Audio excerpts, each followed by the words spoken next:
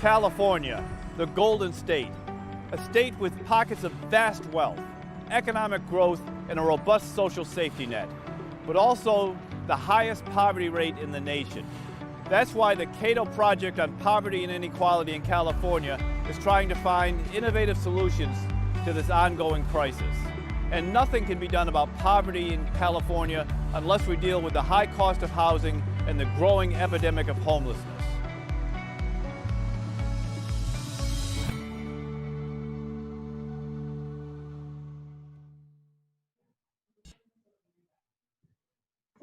Hello, and I am Michael Tanner. I am a senior fellow at the Cato Institute, and I'm the director of Cato's Project on Poverty and Inequality in California. Welcome, and thank you all for coming. It's good to see all of you, at least virtually. Wish we could have been there in person, but as you know, travel has become something of an issue these days. Before we get into the formality of the program, I did want to take a moment to express my sympathy for all of those in California and elsewhere who are suffering with these terrible wildfires. We know there's been a loss of life and property and livelihoods, and we certainly do express our thoughts and prayers for all of you, as well as for those of you suffering from this pandemic and your families. We hope you are all safe and well. Let me tell you a little bit about the Cato Project on Poverty and Inequality in California. This stems from Cato's and my work on poverty and social welfare issues over many decades. Most recently, it comes out of a book that I wrote about 2 years ago called The Inclusive Economy.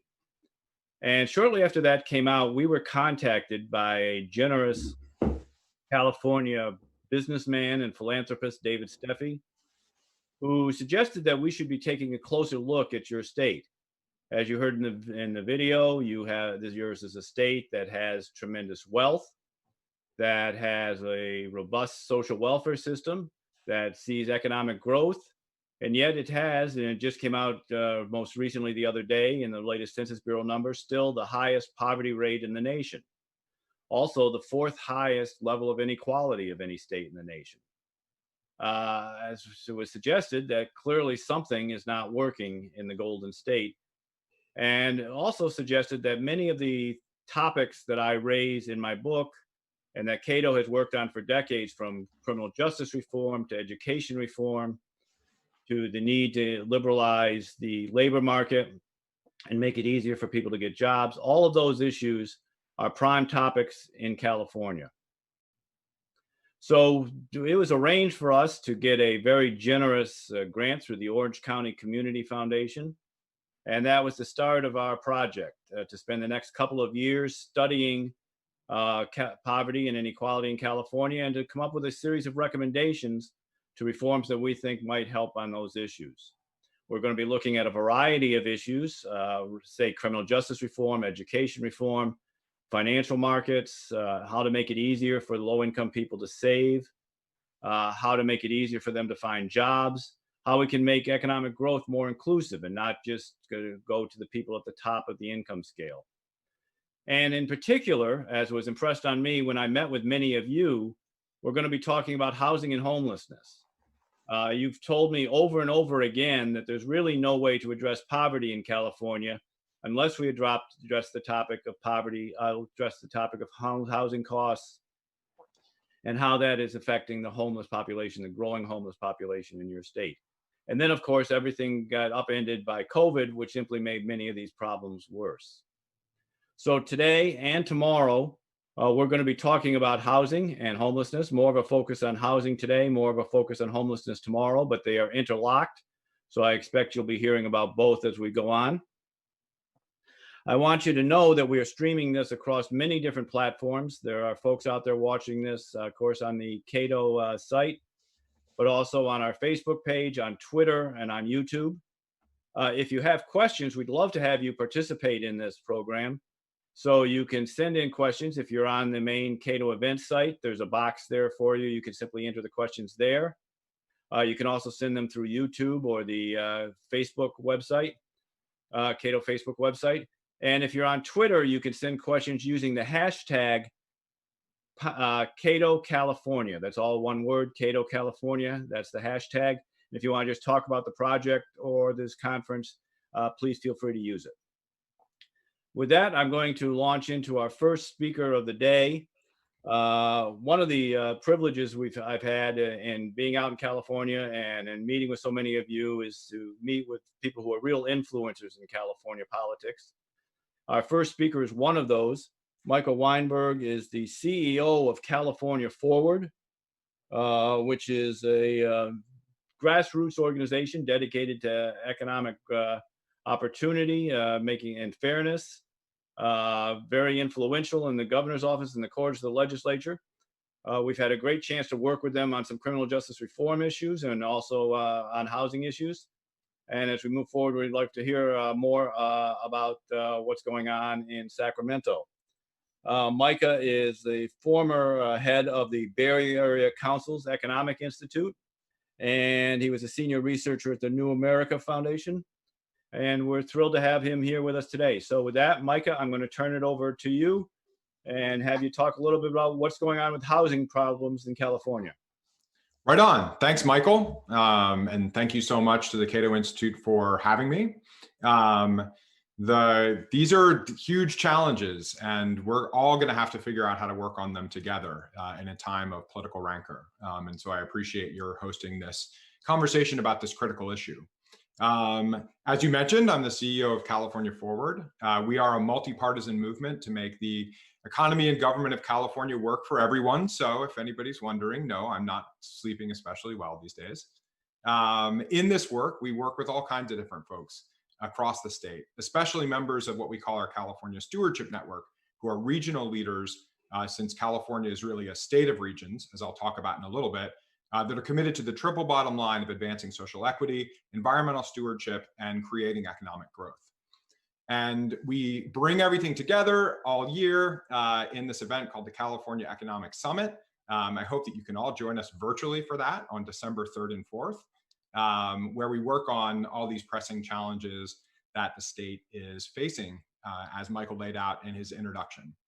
And we've had for many, many years housing as one of our top priorities, and that work continues this year. We've added a specific working group on addressing racial equity and home ownership, thanks in part to the support of the Chan Zuckerberg Initiative. And it's led by folks, including someone you'll hear from later today. I'm really just the warm-up act for one of our leadership council members, Jennifer Hernandez, who's been an amazing leader in the housing space in California for many years, as well as so many other leaders of our work through the California Economic Summit.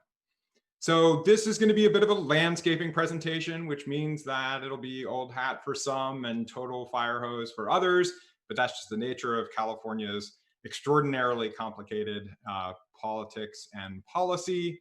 And so I'm just going to go through 6 things. Why 6? Why not 6?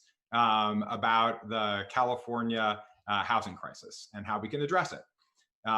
Thing 1, that there still is, in fact, a housing crisis. Thing 2, that addressing it is primarily a political problem versus a market or a technical problem.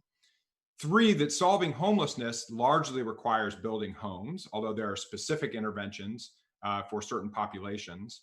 And 4, there are important similarities, but also really important differences across California's regions. So it's really a longer hashtag, hashtag Cato in California's regions, but we'll get to that in a little bit. 5, that our state taxation system makes things significantly more challenging. And then finally, that we really aren't going to be able to do anything about this without a new positive vision of home building in California. All right, so let's go. Number 1, there's still a housing crisis in California. And if anything, the pandemic and economic downturn have made it worse. As Michael mentioned, here in this state, we have the great shame, which I think is important to say and not ignore, look straight at, which is that we have the highest rate of poverty when you adjust for the cost of living. And this is primarily a function of housing, although it's also costs associated with housing. When you think about housing, you also have to think about transportation. You also have to think about energy, because these costs are also the costs of traveling to your job from where you can afford to live. They're the costs of heating your home. There are lots of costs associated with housing that make California a very unaffordable state for people at all ranges of the income spectrum. It's something that we've known about for a really long time and that we haven't done very much about, even though these are horrible human costs as well as financial costs. We also have among the most super commuters in the nation. So these are folks waking up at 3 a.m, not being able to see their families, not being able to get back, for those family activities. So this is a huge financial cost, but also a big human cost of not addressing this crisis. A lot of our strategies, though, are directed towards creating housing stability for a few versus housing security for many folks. So things like rent control, things like the building of below market rate housing can have a positive impact for some folks, but it tends to have sort of a broader impact which depresses the creation of homes for people and therefore makes it difficult for the broader population, for folks who are not able to move into the neighborhoods where they live or where they may be teachers or firefighters or nurses. And it really keeps us from being able to move around the state in the way that would create the economic opportunity that's closely associated with the California dream. Ultimately, this comes back to supply. It just does. As my good friend Matt Regan from the Bay Area Council likes to say, if you keep a basic human necessity scarce, poor people will suffer. And we've done that in California. We have kept homes scarce. We've chosen scarcity as a state, and that is what leads to our having the highest rate of poverty in the nation. Now, this is all magnified, sadly, by the impact of forest fires and climate change. And so when we talk about 3.5 million homes that we need to create as a state, and by the way, we still need to create 3.5 million homes, that doesn't really deal with the fire risk. Judy Lin and Julie Cart at Cal Matters, an absolutely amazing publication that you should be supporting and going to all the time if you're not, did an analysis that said that 1 in 3 homes in California is in what's called the wild urban interface, and where there's close to fire risk. And 4 million homes are in areas especially prone to wildfire. So to deal with this issue, which is both an issue of forest management and an issue of climate change, it's one of these issues that, again, everybody is right about what they're right about, and we just need to get together and work on it.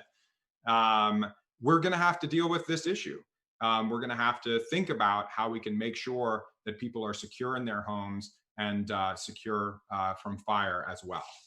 So this crisis, unfortunately, is really just getting bigger, and we're going to continue to struggle with it. But point 2, we can do this. We can do this. There are some challenges that we face as a state that require a tremendous amount of money, or for which we don't really have the technology. Climate change more broadly is something that everybody is going to struggle with. However, we can do this on housing. Our challenge here is a political problem, not a financial problem, not a market problem, and not a technical problem. And it's getting worse. This year, I think everybody, including the members of the California Legislature and the government, would agree, was a tremendous failure on housing. The Legislature, Assembly, and Senate had 15 priority housing bills. Only 3 of them passed. So it was a priority for the Legislature. It's been a priority for the governor, and it hasn't happened. Now, I'm very glad that some of these bills did pass. My good friend, Assembly Member Buffy Wicks, managed to pass one of those 3 bills, which allows churches to ignore local parking requirements while building affordable housing on their own property. So this was the inches that we got down the field this year, and clearly nowhere near where we need to be. There are many people who deserve praise on this. The governor has leaned in, Senator Scott Wiener, Senator Tony Atkins, Senator Ana Caballero, and others. Ana Caballero is the sponsor of a bill that we ran this year to reuse blighted commercial space as residential areas. That also didn't get through. So common sense solutions that would allow us to address some of our community's major challenges are not getting through. Now, why aren't they getting through? Well, if the legislative leadership and the governor are not the power players in this situation, who is? Well, it's really the interest groups that dominate the legislature. And there are a lot of them, and all of them have sort of valid perspectives that they bring to the table. However, all of those things added up lead to the situation that we have currently. When you look at the interest groups that dominate, you see that we have developers and home builders. Separately, you have the sort of community that advocates for the creation of below market rate homes. You have local governments, local elected officials, people from local communities and homeowners associations that are involved. Some of them are YIMBYs, many of them are NIMBYs. A lot of them would like to see housing, but want to see it built with local control. Definitely a very powerful interest group. They're sort of Sequa maximalists. I won't even sort of call this the environmental community, because I think many people in the environmental community have begun to understand that California's sort of signature environmental laws are now actually really hurting the state's environment. A terrible example recently was the towns that were burned to the ground in Butte County because they weren't able to work through all the requirements of Sequa in order to get their forest management project through. That is clearly not an environmental law that we should preserve in its own state, but some people believe that we should, and they have influence in the legislature. And finally, we have very powerful labor unions, again, advocating for a very reasonable thing, that their members get paid very handsomely to do this work. They want to make sure that their members don't have to actually live in the subsidized housing that they're creating. And that, again, understandable. But you add these things together, and ultimately you end up in the situation that we're in. The interest groups are in control, and this is the outcome that we've gotten. We won't get into all the sort of details, but I will say it actually got worse this year, where there was a deal that had been struck a few years ago between the labor unions and the below market rate housing builders, that they would get an exemption from the requirement to have essentially union labor. That blew up this year, and a bunch of bills were shelved. And so we just cannot run it back and expect a different result. We can't just hope that things are better next year in the legislature, hope that things are better next year in the governor's budget, and hope that we're going to get a different outcome, because we're not. We're, in fact, moving very much in the wrong direction. All right, so homelessness, as we're sort of moving through all of these very simple, very easy to address issues. Well, California has a huge homelessness crisis, something like 150,000 folks who are homeless. Some of these people do require permanent supportive housing, maybe even lifelong mental health interventions. But many of the people who are homeless, especially temporarily homeless, because there's a lot of churn in the homelessness population, just need homes. It's right there in the word, folks. Homelessness, right? Solution, homes. And it's also really important to understand the direction of causality. We talk a lot about the mental health or substance abuse challenges of people who are on the street, but largely it's being on the street that created these spiraling mental health crises versus having spiraling mental health crises that put people on the street. So unfortunately, I talked earlier about all of these different things, the requirement to have union labor, the requirement in many cases to have inclusionary zoning, the requirement to follow various, arcane and outdated environmental laws, you name it, you add all these things up, and creating one unit of homelessness housing can cost as much as $1 million in California. So we're essentially killing people with kindness.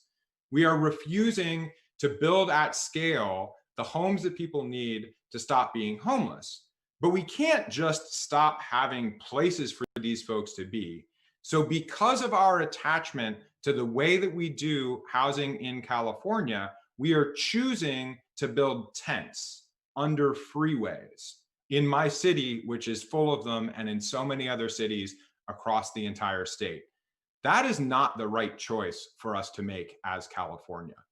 However, there are some really important and really successful initiatives. Project Home Key has really gotten going, but there's nothing at this point that has been proposed or implemented at the scale that would be required to address the crisis, because that would necessarily include the building of these millions of homes that we need for Californians, in addition to the building of permanent supportive housing and various different mental health interventions. If you want to look at a place that's doing things right, Look at Santa Clara County. There are other examples as well. But I've just been so impressed with what they've done at Project Welcome Home there, the work of Jennifer Loving and the folks at Destination Home and so many other stakeholders that have really created a great model in Santa Clara County. All right, so 4. There are really important differences across regions. We create these states. There are these arbitrary jurisdictional lines. But LA and the Bay Area and the Central Valley, Northern California, the Sierras, the Inland Empire, San Diego, Imperial County, these are all very different places. And so if Cato and others really want to understand how to have interventions that are really going to work in California, we need to understand that the regions are very distinct. There are lots of examples of this. Happy to get into it. We just did some really important work on creating a regions up housing agenda for California, generously funded by Wells Fargo, who's also an important partner of ours in this work because they're such a big funder of mortgages and a charitable funder of subsidized housing and so many other areas. And this Regions Up agenda needs to address the fact that there are places that need more jobs near their housing. There are places that need more housing near their jobs. There are places like the Bay Area where essentially if you permit it, it will be built. If you allow it to be built, it will be built. There are other areas where the market conditions don't have that kind of an impact. You can sort of lay out the red carpet, and given the kind of current situation in California, things aren't going to be built. So we often hear about how we don't want to have a one-size-fits-all housing policy in California, and we don't. We need to make sure that the housing policies that we're tailoring aren't just working for the Bay Area or just working for LA, but are working for the entire state. Unfortunately, what we end up having is a no-sizes-fits-anybody housing policy. So I'd really like to see legislators from across the state come together and build a package. Maybe it's different rates of inclusionary zoning in different areas of the state. There are lots of different examples of this that really would be regions up, that would really respect the distinctiveness of the different regions of California. Finally, though, something that is great in all the regions of California that we should promote more broadly are accessory dwelling units. You'll probably hear more about those as this goes on. But these are basically the backyard cottages that can either be for members of your family, they can be for people that need to move into a particular area. Tremendous success in a lot of places, including Portland, Vancouver, and so on. And we've had some movement on that, led by the Casita Coalition and others, to get those types of unit built in California. But it's all of the above. It's luxury housing, so-called. It's subsidized housing. It's multifamily housing. It's large apartment buildings. It's single-family homes. It's all of these things that California needs if we're really going to be successful in addressing this crisis across the regions in our state. 2 more quick things. Because there's just not enough things, right? So California's taxation system, it makes this problem way worse. We hear a lot about are California's taxes too high, too low? There's a lot to say about that. That has a little bit to do with what your values are in terms of what you want to see there. But we all should be able to agree California's taxation system is, I'm going to use a technical term here, worked for a think tank for a while, super messed up, extremely messed up. There are, generally speaking, maybe a dozen people, including my good colleague Fred Silva, who actually understand how all these different pieces fit together. There are lots of different types of, there are different types of sales tax that are calculated differently. Different jurisdictions have different percentages of different types of taxes that they get based on these weird arbitrary factors that were negotiated a while ago.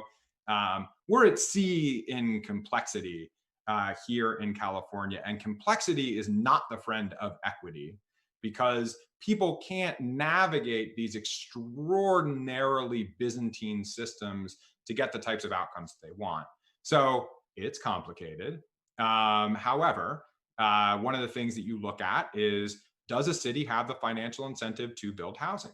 And one reason why they might would be if they get a larger share of the property tax that this housing creates.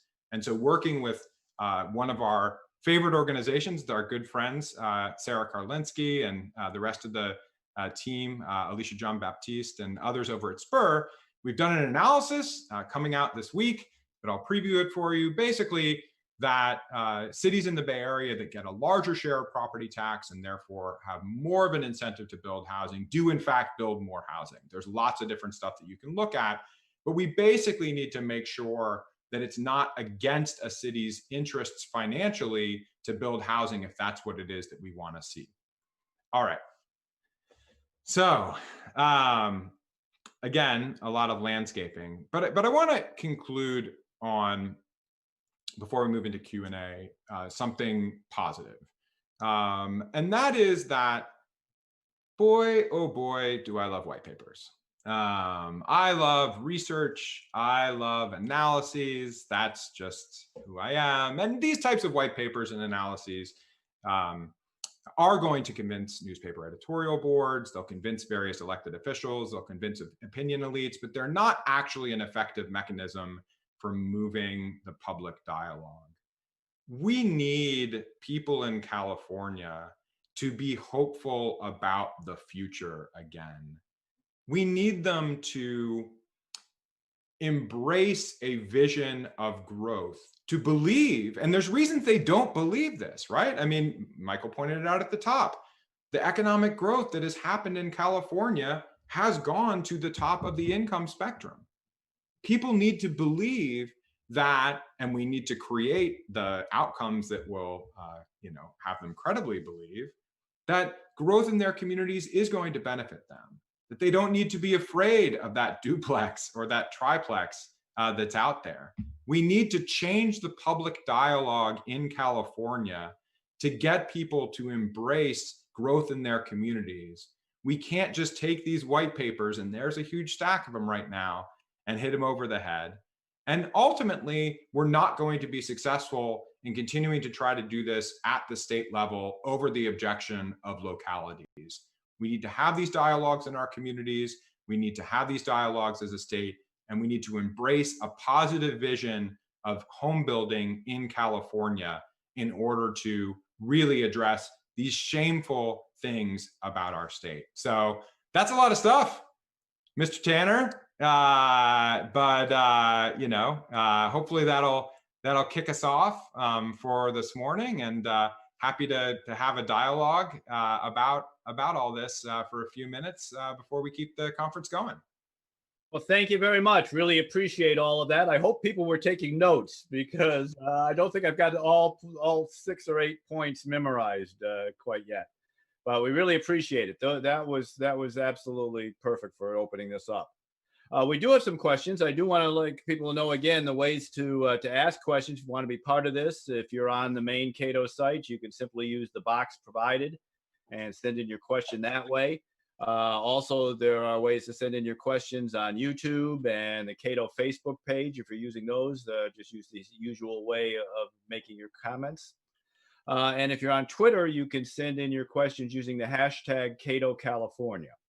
And with that, I do have some questions, and I want to start off with one that was asked by a couple of people, Jane Johnson and Paul Raish, among others, who wanted to know about Prop 13. You talked a little bit about the taxing question. And to what degree does Proposition 13 affect housing? In particular, does it discourage cities from building housing because commercial properties are more valuable? To some degree, people living in a city are an expense, and businesses in the city where people can come in and shop, spend their money, get sales to spend their sales tax and get out are an advantage. So how does that impact housing in California? Well, you laid it out pretty well in the question. When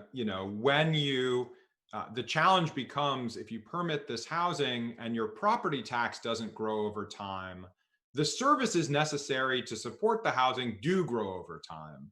So cities are put into this fiscal bind where they have this disincentive to create housing, whereas they have an incentive to permit commercial property, which is cheaper in terms of services and also tends to be more remunerative in terms of the income that it'll bring into the city.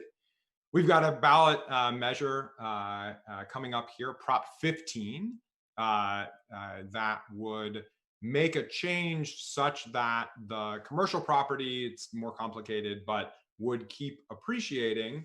And a lot of folks support that. California Ford doesn't have a position on this one in particular, because there are sort of advantages and disadvantages. Whereas on the one hand, there are budgetary challenges in the state that this revenue could help to address. This would be raising tax on businesses in an economic downturn, and many of those businesses would be small businesses because they are, leasing from larger businesses that would have their property taxes reassessed. So it's challenging, and really what we need is Prop 13 reform generally, that make sure that we don't get in the situation we were in the past. People can stay in their homes, but we don't create these terrible fiscal disincentives for cities to build housing. Another question that I've gotten several versions of from Richard Ryder, also from Christina Marie on Facebook and a couple of other places, has to do with the fact that census reports people are actually leaving California for, I believe, the first time. Yeah. And they're also leaving the cities and moving more out from the city core since we have a more work from home type of events. How is this going to affect the cost of housing? And I have a sort of a follow-up on that, but why don't we start with that? Okay, well, and all these things, I was instructed by your staff to answer things quickly. All of these things really are like our answers. But one of the really important things to understand is we talk about, oh, rich people are leaving California. No, lower income people are leaving California, right? We're creating on net more wealthy people in California, and fantastic, that's wonderful, right? However, it's the lower income and the middle income people that are priced out of our state that are moving to Texas. Immediately their GHG emissions go through the roof. So it's not a good situation to have folks leaving the state. Yeah, there is building in suburban and exurban areas in California. And there's also a lot of building for and demand for building in urban areas. It's a really interesting set of questions around how much will the trends of COVID around telework persist? But one thing that I did look at is that for the first time in basically forever, the San Francisco Bay Area has had a net job loss in information technology that is recovered a lot more slowly than a lot of the other industries that took a big hit early in COVID, manufacturing, construction, and so on. And so California can't take its prosperity for granted. If we don't have places for people here, they will not create the companies here. They will not create the prosperity here. They will not continue to create these vibrant communities here. And it is a real challenge, but it's a different challenge than we hear a lot of times in the partisan dialogue. Sort of a corollary to that is a question from Anthony and then some others that have come in on that. If you build more housing, doesn't that just mean more people will move to California and you'll simply be chasing your tail in that regard? You're never going to outbuild demand. And part of that is, why should California take everybody in? Why do people have a right to live in California if they can't afford it? Okay, so I feel like, with all due respect to the questioners, it's a little bit of a defeatist attitude, right? Yes, there is some degree of induced demand from the creation of supply. However, supply and demand still works in this area, right? I mean, this is a group that I can talk about white papers with, and I'm happy to provide all of them, in follow-up. But the increasing in supply does bring down prices. We've seen examples of this recently in Seattle with their rents going down, and this was before the COVID crisis. You can look all around the nation and the cities that built more, have more affordability. But why are we even asking, like, does someone have a right to live in California, right? Like I mean, So I, like many other people, I'm from the West Virginia part of Ohio, right? And I moved, I came out and visited some friends in California, and I'm like, hey, this is an awesome place to be. I would like to be here. For me, California, like even like means welcoming, right? Like the California dream is a little bit different than the American dream. I feel like the American dream is a dream of stasis, right? It's a dream of like, let's get that house, let's get that white picket fence, let's get that 2.5 kids, right?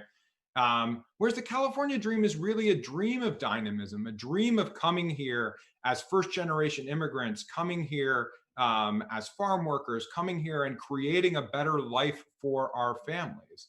Also, side note, I hear a lot of these objections from folks about like, well, why do we need to build here? Like, and often they're from people in neighborhoods, including the neighborhood that I live in, that is essentially preserved in amber since I was born in 1976, right? There are 4 billion more people in the world than there were then. 4 billion to almost 8 billion. Some of them are going to have to be around here. So let's build some homes for them. All right, I like that. I like that. That's pretty good. All right, let me just ask a little bit about the size of the shortfall in housing. Apparently, there's some debate on this. Most people, including myself, have often cited the McKinsey survey, which says you're about 3.5 million units short of what's needed. But some people Tom Rubin and others have suggested that the Embarcadero study suggests it's only 1.5 million. And which is right, and how big a difference does it make? Who is right? Who cares? Let's build 1.5 million and then talk about it, right? Like, we're not building the 1.5 million homes, right? I mean, this is one of the interesting things. California Forward actually commissioned the McKinsey study, several years ago that informed Governor Newsom's initial plans around housing. But it really doesn't matter that much, because if we all agree that we need to be building, say, at least 1.5 million homes, let's get with that program rather than debating how many millions it is. I actually think 3.5 is low. I mentioned earlier the immense challenges that we have around the wildfires. I actually do think that there's a lot that we can do around forest management that can make the wild urban interface safer to be in. I don't think we can just give up on the third of California homeowners that live in the wild urban interface. But ultimately, we're going to have to do something about the 4 million homes where at high fire risk, right? So let's not quibble about how many millions. Let's just start building them. All right, let's circling back. I have a question from Luke Prococha, circling back to the Prop 13 issue. How much does that create a problem because it incentivizes people to stay in their houses and not move or not downsize? So you have a lot of elderly folks in big houses that they really don't utilize anymore, but they're incentivized to stay put. So like everything else, it's complicated. Hashtag California. There are certain exemptions where homeowners over a certain age can bring their Prop 13 like assessment with them when they move and so on. And it does have an impact. You do hear about these Prop 13 prisoners. In some cases, you only have like a 60-day window to, take your property tax with you. But ultimately, the problem is less on this Prop 13 and more on there's no place for them to move, right? It's not like there are a ton of bungalows, right, in walkable urban areas, or there are a ton of assisted living, centers where people can, age gracefully. The bigger problem is that we're locking people into their neighborhoods and their homes, whether these are lower income people living in a particular community or whether it's higher income people living in a 5-bedroom house when there's just 1 or 2 people that's not walkable. We need to create places for these folks to move into and be, and then things like Prop 13 can be changed potentially to incentivize that as well. But we just need places for people to move around into. All right, I've got a couple of questions on financing issues here. One is from Brandon that suggests that they are active as architects. They attempt to utilize SB 35 incentives to build more dense and affordable, but they seem to be unable to get much information or straight answers from localities. What can be done about that? Yeah, I mean, so again, oh my God, SB 35. I mean, there's, and I want to make sure some people are probably listening to this being like, Prop 13, SB 35, what the hell are you talking about? But basically, there are a lot of laws that have been passed recently that essentially say, you know, if you're building more dense types of housing, if you're building especially more housing that is subsidized to be below market rate, what's sometimes called affordable housing, but I feel like that's kind of a confusing term because we want all housing to be affordable. That you can do that without having the sort of all of the local checks on, you know, design review and the rest of these different things. But there are many localities who are sort of resisting or not incentivized or overwhelmed because they don't have the sort of staff to provide all the information that people need in order to take advantage of these types of projects. It's not all in bad faith. Some of it is in bad faith.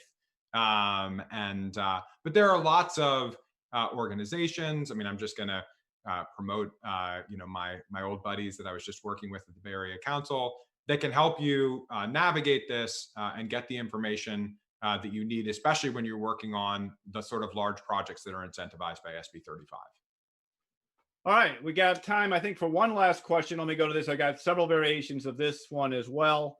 But essentially, what's the low-hanging fruit? Other than expanding ADU use, you know, if there's 2 or 3 things that could be done that are actually possible to do with the California legislature, what would you say would be the 2 or 3 things people should really focus on getting done? Oh, boy. Well, I mean, you know, I think ultimately, I don't know if this is low-hanging fruit so much as just things that need to happen. We need to have a sort of rapprochement and reconciliation among the different members of the interest group where they sort of understand that, look, government can't be a suicide pact, right? And it sort of is right now, right? We have all of these, you know, people unwilling to give an inch. And so that's something that I think very much needs to be done. I think that again, like a lot of this, there's a precondition for a lot of this is having a dialogue around, you know, what we want our communities to look like and having people really dive in on that. But there are some low-hanging fruit. I include the, you know, again, this is like shameless self-promotion, but we have blighted commercial areas that, you know, are with the Amazonification of our economy. We're just going to have more of those. I think those are areas that are generally in the center of our transportation networks and would be great places to build housing. So I think that's something that we should absolutely do. Clearly, you mentioned accessory dwelling units. And then we need to make sure, I mean, that we are providing the infrastructure and supports that we need to produce more housing.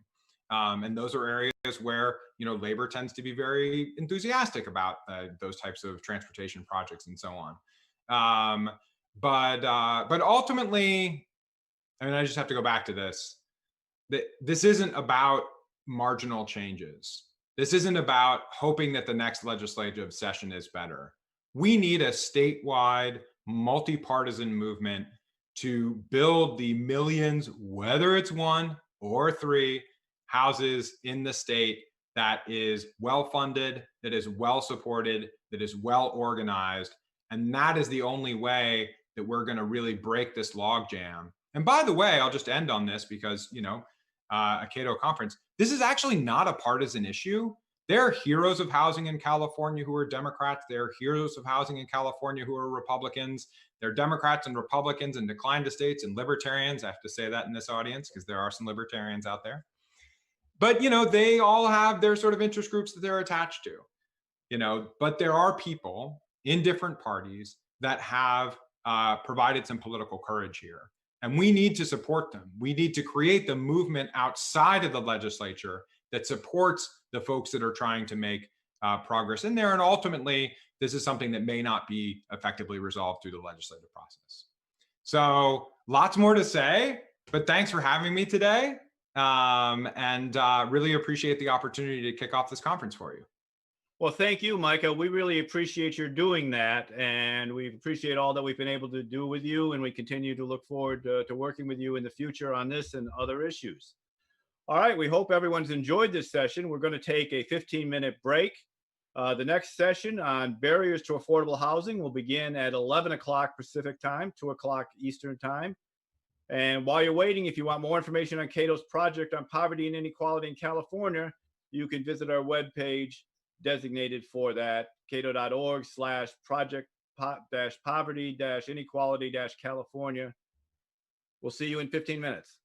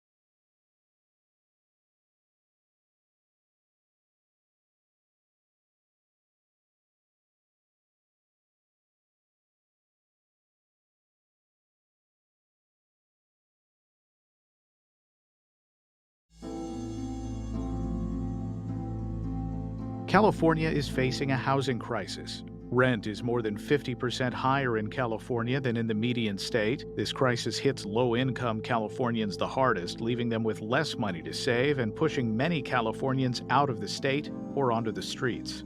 More than half of California households are rent-burdened, which means they spend more than a third of their income on rent, about 10 percentage points higher than the national average. Why is housing so expensive in California, and how can it roll back this crisis? I am a believer in supply and demand, and there is plenty of data to show that it impacts housing prices in the San Francisco Bay Area. The rough estimate is over the last 20 years, the Bay Area has created 10 jobs for every one home. Land use regulations in some of the places where people most want to live limit the supply of new housing. While these places were often at one point affordable to people making incomes of all ranges, supply hasn't been permitted to accommodate that increasing demand. California had an incredible economic boom, a really remarkable sustained period of economic growth, and it built housing like it was in a recession. California's housing crisis was caused by housing production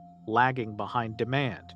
Building more homes can fix the problem, but that's easier said than done. State and local laws make home building impossible or too costly. There is a burden of proof on the planning department to say, yeah, actually this housing is necessary and desirable. And if it is necessary and desirable, then we should be building it. And if it's not, then we shouldn't.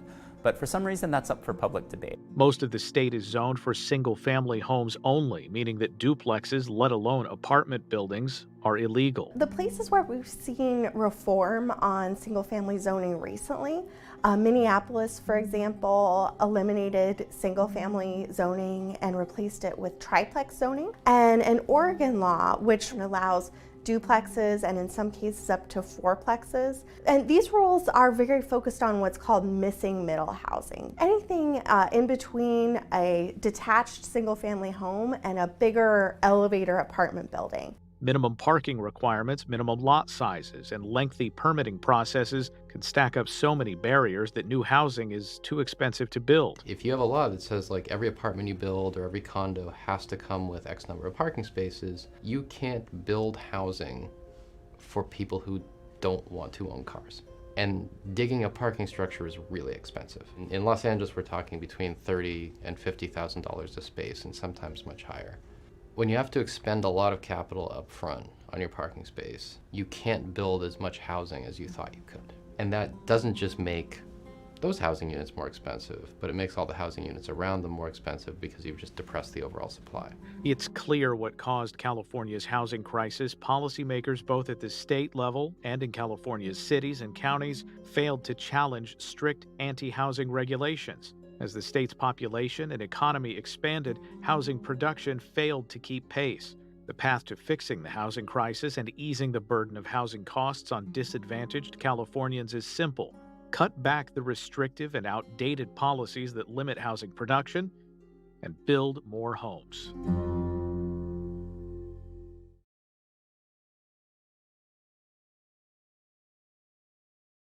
Welcome back. And now to further discuss the issues just raised by that video and barriers to affordable housing generally, we have an expert panel, some folks well known in California. I think that you're going to find this a very interesting panel with some very diverse views. Starting off, we have Laura Foote, who is the founder and executive director of YIMBY Action. YIMBY, for those of you who aren't familiar with it, stands for Yes in My Backyard. It is a pro-housing organization. I can tell you from having traveled around California that Laura, some people call her a hero. Some people say she's just intimidating. But everyone says that she is hugely influential when it comes to discussing housing. Second up will be Ricardo Flores, who's the executive director of LISC, the Low Income Support Corporation, Local Initiative Support Corporations in San Diego. He is a former chief of staff to Councilor Suzanne Davis, Councilor Marty Emerald, and a former aide to Congresswoman Susan Davis. And LISC is invested over $232 million in grants, loans, and equity investment in low-income communities. And finally, up will be Jennifer Hernandez, a partner with Holland and Knight, who is one of the leading experts on environmental law in California. She's a member of several boards, including the California League of Conservation Voters, Cal Forward, as you heard, Sustainable Development. She's also, I am told that Willie Brown, the former mayor, declared October 9th, 2002, Jennifer Hernandez Day in San Francisco. So we're really honored to have Jennifer here today to talk to us a little bit about some of the regulations that are standing in the way of affordable housing. And with that, I'm going to turn it over to Laura and let her lead off here. So Laura, take it away.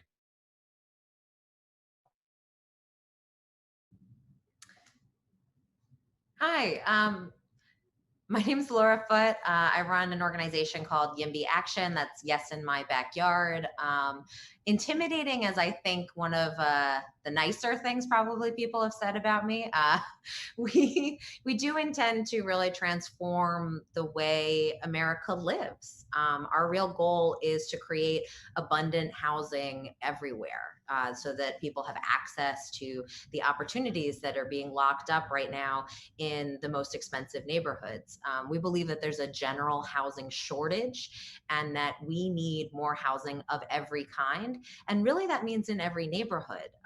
Neighborhoods that have maintained what we call exclusionary zoning, that is zoning that only allows for often single family homes where it is illegal to build multifamily housing, whether that's subsidized affordable housing or whether that's market rate, regular old apartments. We believe that this is a institution that is blocking people from the access and opportunity, these fantastic school districts, that it is impoverishing people, it is impoverishing America, it is keeping us from meeting our climate goals. All of these ideas are tied up into this very American tradition of blocking people from living in neighborhoods. Exclusionary zoning really has its roots in racism. It was designed to keep Black and brown people out of neighborhoods. When we got rid of explicitly racist housing policies, communities across the US adopted exclusionary zoning that was designed to exclude based on income as a proxy for race. They said that we're not going to allow the kind of housing that lower income and Black and brown people are more likely to have access to. We're going to down zone communities. We're only going to allow single family homes, often single family homes on large lots. All of that is the history of zoning. And I'm going to kind of assume that this crowd knows a decent amount about the history of zoning and how and why we're here today. And so I'm going to go a little bit more, and it's the Cato Institute, so I'm going to go a little more ideological.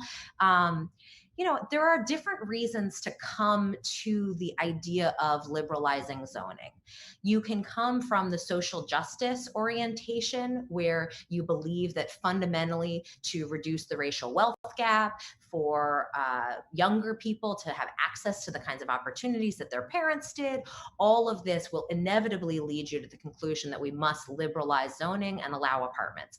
You can come to it from the environmental perspective, that the number one factor in emissions often that local governments can do is allow more housing. We need to be living in denser, more walkable communities in order to bring down our carbon emissions. You can totally get to it from a climate justice perspective. And then the third way is the economic argument. You can come to it from an employer perspective, that one of the main drivers of the cost of employing people is housing costs, and we need to bring that down. You can come to it from it's costing the US economy an estimated $1 trillion a year in all of this denied growth that we could be enjoying. There are a lot of economic opportunity arguments that you can come to, and those are traditional Cato-y arguments, right? That third category that I'm talking about of liberalizing zoning, the concept of deregulating something, we're like losing badly needed opportunity. That argument, I think the one that has traditionally been thought of as like the way that Cato-y people come into embracing liberalizing zoning. And the truth is, though, that there is no ideologically cohesive argument for maintaining exclusionary zoning. There's no economically liberal argument for maintaining exclusionary zoning. There's no economically conservative argument for maintaining exclusionary zoning. You can get people to make very tortured arguments for local control, but they're not very committed to like a powerful local government. If you talk to the same person about how they really love local control, often that same person will make an argument for why the federal government should be in charge of healthcare, right? This local control thing is not something that they deeply believe like all power should vest with city councils. They don't actually mean it. It's a means to an end. They have more power and influence at the city council level, and these are often NIMBYs. These are people who do not want housing to be built in their neighborhood, and they have a lot of power and influence at the local government level, and so that's where they want to maintain power. And that makes sense to me. I want to move these decisions to higher levels of government because that's where I believe the better angels of our nature will take hold. And I think it's easier to get people to say yes in general to housing than yes to a specific housing being built right next to them. But the same person making these arguments is really going to say local control, but there's no ideological cohesion there. So local control is this means to an end, and where it has taken root in the Republican Party is that really they do want exclusionary zoning, and you can make an aesthetic argument or you can make a racist argument. And the racist arguments are really becoming more and more full-throated. You can really see that the Republican Party is the one that is unfortunately sort of getting on board with these arguments. If you had asked me 6 years ago, 7 years ago, I would have told you that there was definitely a bipartisan path towards ending exclusionary zoning. In the same way that ending mass incarceration seems to have a bipartisan path potentially, I believed that there was a Republican Party that had some principles of economic liberalism that would mean that we were pretty likely to get to federal or state action that would liberalize zoning because there is this clear economic argument. But right now, we have a Republican Party that is fundamentally motivated by racism and by exclusion. And you can see this in the embrace of the St. Louis couple that waved their guns at nearby protesters. And the same fear that they have of people coming into their neighborhoods is what leads them to advocating for exclusionary zoning. Their fear of the other is what leads them to wave guns. It is what leads them to ban apartments. And if your party is fundamentally motivated by racism and fear, that's when you start arguing for maintaining exclusionary zoning. A core part of their argument was fear that people are going to come in, and that is what we want. We do want integration. We do want access to opportunity. Trump has raised this rallying call for protecting the suburbs, and his argument is about racially motivated fear. And the question the Republican Party really faces is it going to be a party of racism and fear, or is it going to be a party of principles again? And over again, I feel like the answer has been, we're going to be a party of fear. And the Cato Institute in particular, I think, needs to ask itself, how much has it been complicit in adding lipstick to the pig? Or is it actually fighting to put morals back into the party? I don't know the answer to that question. I can't answer that question for you. But I do think that if the Republican Party is able to become a party of ideas again, then we can see that it's inevitable. No matter what the ideas are, eventually you get to liberalizing zoning. And so you can see that like any ideals you have will lead you to often policies that will make people's lives better. I want the Republican Party to be a party of ideals again. And I know I'm like a little bit abusing my position here as being able to speak to all of you who are tuning in. But I do think you'll see it affect so many. When I talk about zoning, I'm often in this like weird little world where we're talking about RH1 and all of this little nuance. But what are we really talking about? When we're talking about housing, we're talking about access to opportunity, we're talking about integration, we're talking about the ways in which people live. We're talking about human lives. And we're talking about who gets to say no, who gets to say yes. And I want you all to be the party that welcomes people again. I want the Cato Institute to bring access to opportunity to become a fundamental American value again. And so I hope you all do that work. Thank you.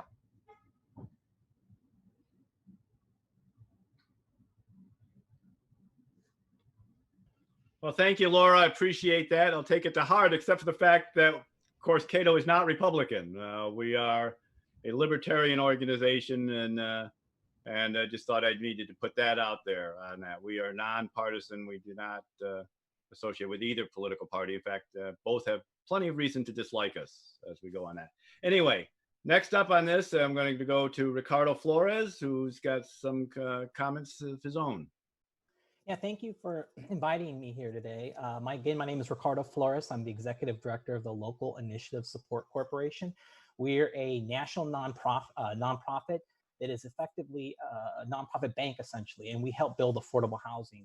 Our money comes from banks because of their CRA obligations, and so we provide loans and other products out there. So that's why we're engaged in this conversation, because effectively our job at LISC is to take money from Wall Street to put it on Main Street or Gaia, Maine, if you will.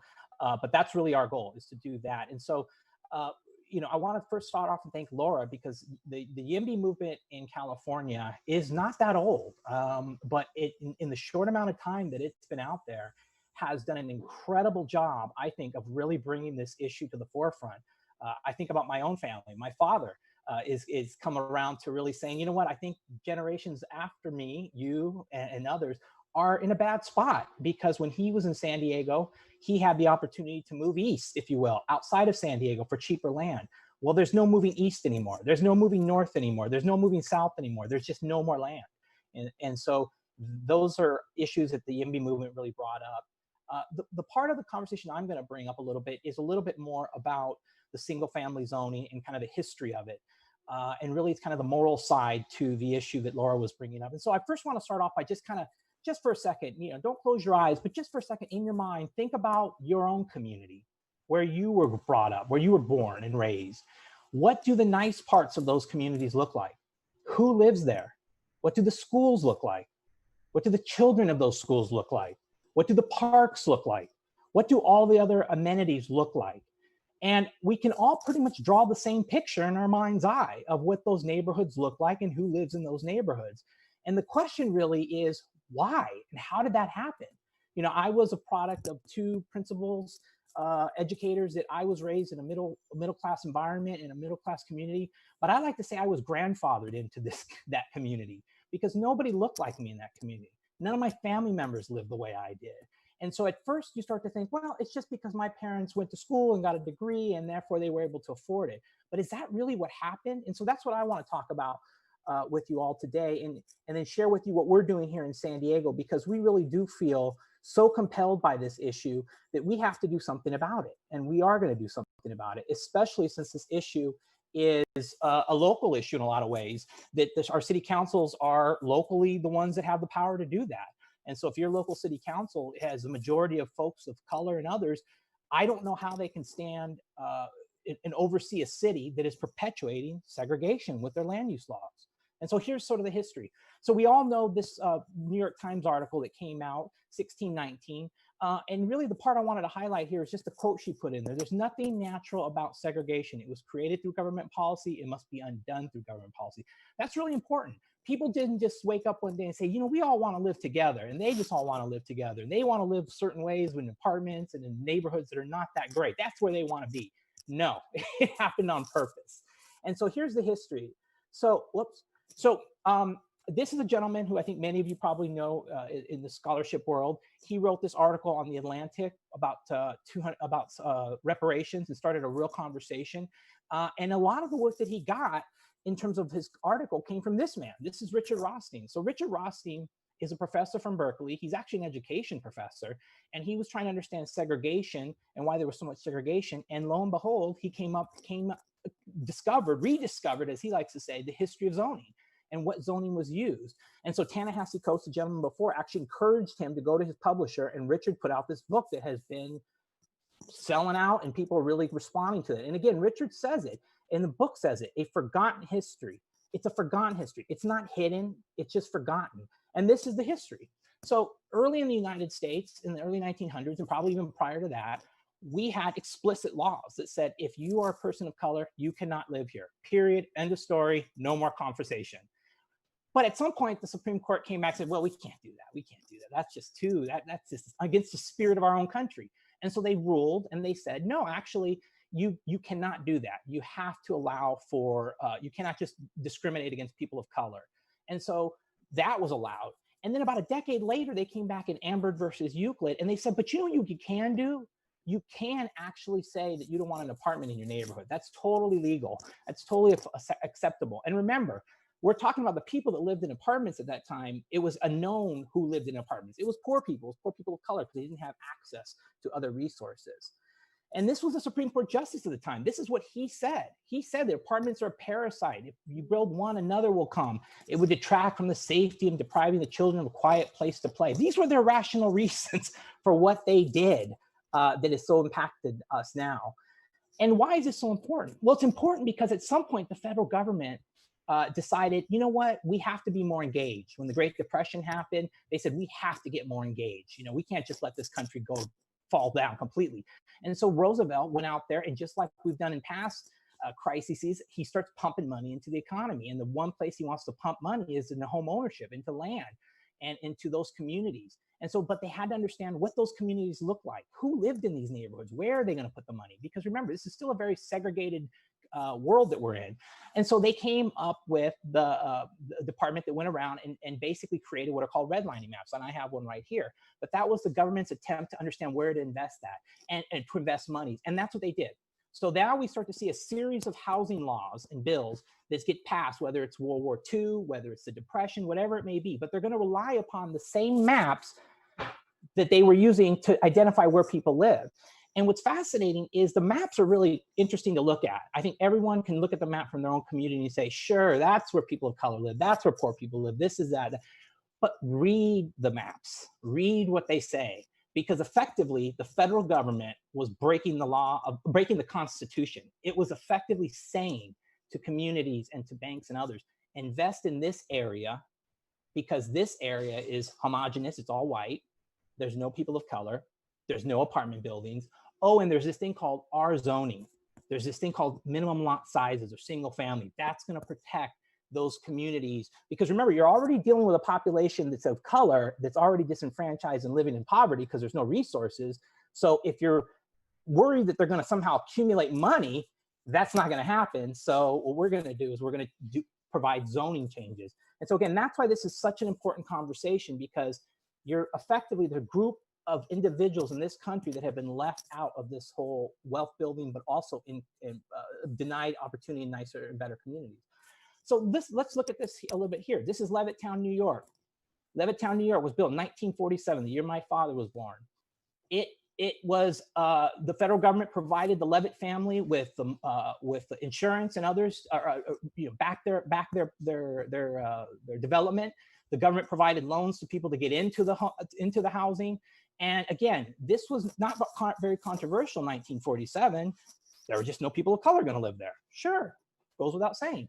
Well, what's been the ramification? Well, look at it today. Today, 75% of Levittown, New York is white and 1% is black. That's shocking.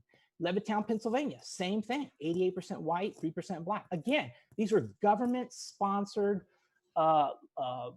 policies. These were government-funded projects, and they were explicitly denying individuals wealth. And many of our families can trace back, right? My grandfather went and fought in World War II, and so we can trace our families back to the GI Bill and to some of these exact programs that created those home ownership opportunities.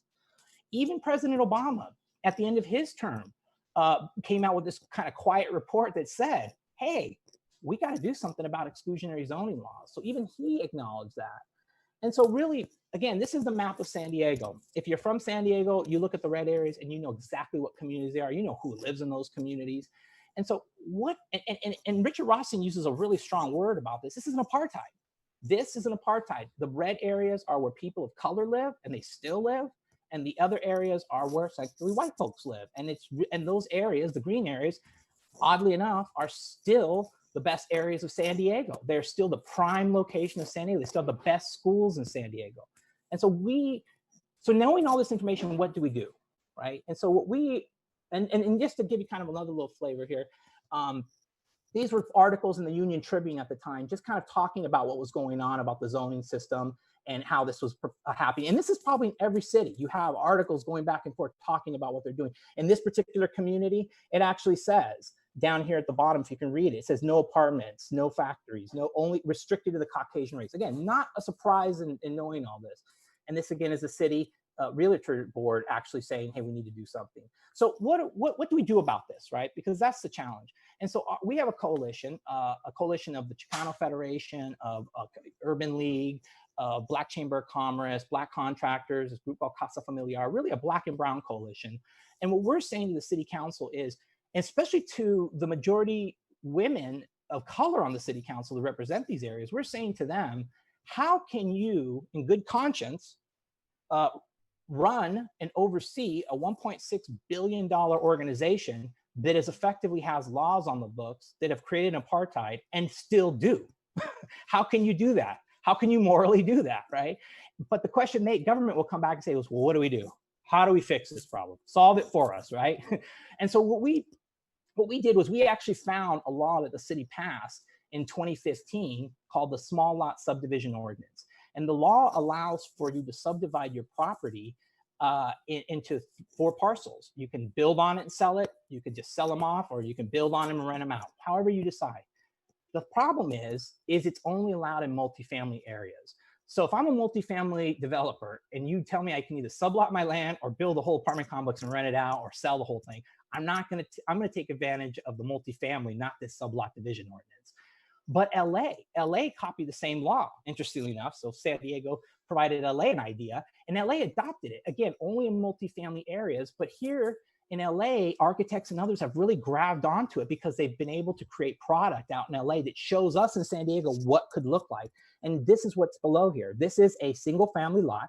In fact, where the request for council action is up here, this is actually a home that's a 3-bedroom, 3-bath, single family home. And right next door, they have this 4-parcel piece of land with 4 homes on it, driveways and everything. And the key thing here is that it can be done. We know it can be done. But for cities like San Diego, they've had a bad track record of allowing developers to go a little crazy. You'll notice here that on this project, you're still preserving the sidewalk. You're still preserving the tree canopy. And you only have 1 ingress and egress, meaning you only have 1 driveway. So you're not fundamentally changing anything. I can still walk on that street. I can still get shade from the trees. I can still talk to my neighbors. But what I'm saying is you cannot dictate to me the land value. And again, so if we're looking at, I live in a community called Kensington, a land like this would cost us, let's say, $1 million plus. Well, if I divide this into 4, that's $250. There's no way on the open market someone's going to pay $1 million for 1/4 of a piece of land that was worth $1 million in total, right? And then you add construction costs on top of that, and now you've actually hit what every politician is trying to do, which is build this elusive middle-class housing, right? And now you have that opportunity. And part of why this is so important to us as a coalition is that for us, we know this is going to change. California YIMBY and those groups have already told us and proven to us that the status quo is not acceptable. It's just not acceptable. And it will change. I don't know when, but it will. What we're saying, though, is with this proposal is we now can realize wealth building in our communities. Again, that same community, Kensington, where I live, $1 million to live here. very expensive. To rent's very expensive. But you start cutting the land in segments, now the price drops. Now the value, now others can now gain on that value. Really important. Or if you're a homeowner and you're seeing, hey, my kids are never going to own home ownership, subdivide the land a little bit. Give them something to work off of. Give them debt to go to a bank to get more debt to actually realize whatever their dreams are. So, and then the interesting thing about this is we found that we talk about community character, right? And those are a lot of code words for community character. So this is an article, this is the editorial page of the San Diego Tribune, at the Union Tribune at the time, in 1924. And this individual's writing in because there's a discussion on zoning happening in the city. And he or she is saying, you're going to destroy my opportunity if I want to sell my land or put a granny flat and put somebody, you're going to destroy fundamentally my culture in 1925 of home ownership or being able to do what I'd like to with my land. And so the other thing that I think is fascinating about this discussion is very few generations have actually lived in single family. My grandfather, who grew up in Arizona, didn't live in a single family home, didn't even know what a single family home was. But he raised my father in one, and my father raised me in one. And if I had children, I would probably be raising them in one. There's a short window of when we've had single family zoning. Before that, we never had it. It didn't exist that way. And so we're kind of harking back to this mythical past. But the challenge with this mythical past is it's loaded with racism, with laws that have kept us apart as a community and as a city. And I think, again, the big challenge we are facing, and I think Laura brought this up in California, is that we strongly believe in California that we are progressive, that we are moving and doing things that are helping people of color, helping poor people, helping all of those folks. And yet, fundamentally, we're not doing anything. And that's the problem that Californians have here, is that, and especially in communities that I'm working with, again, the same community I live in, they'll say, hey, Black Lives Matters, we're supportive of this, supportive of that.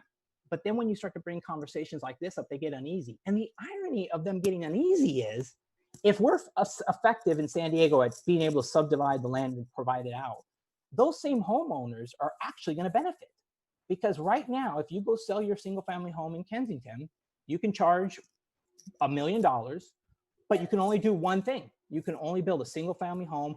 And on top of that, you can't even build on the whole home, right? You have to provide what's called a front yard, just wasted space that doesn't allow you to be used, right? And so, but when you go to sell that home, what are you going to tell the prospective buyer? You're going to say, oh, by the way, you could scrap this whole piece of land and you could subdivide it and do all this. So I'm going to price that into the price point when I sell it to you. So you're going to make out. And so there is really the only answer from what we're trying to accomplish in San Diego is kind of what Laura mentioned before.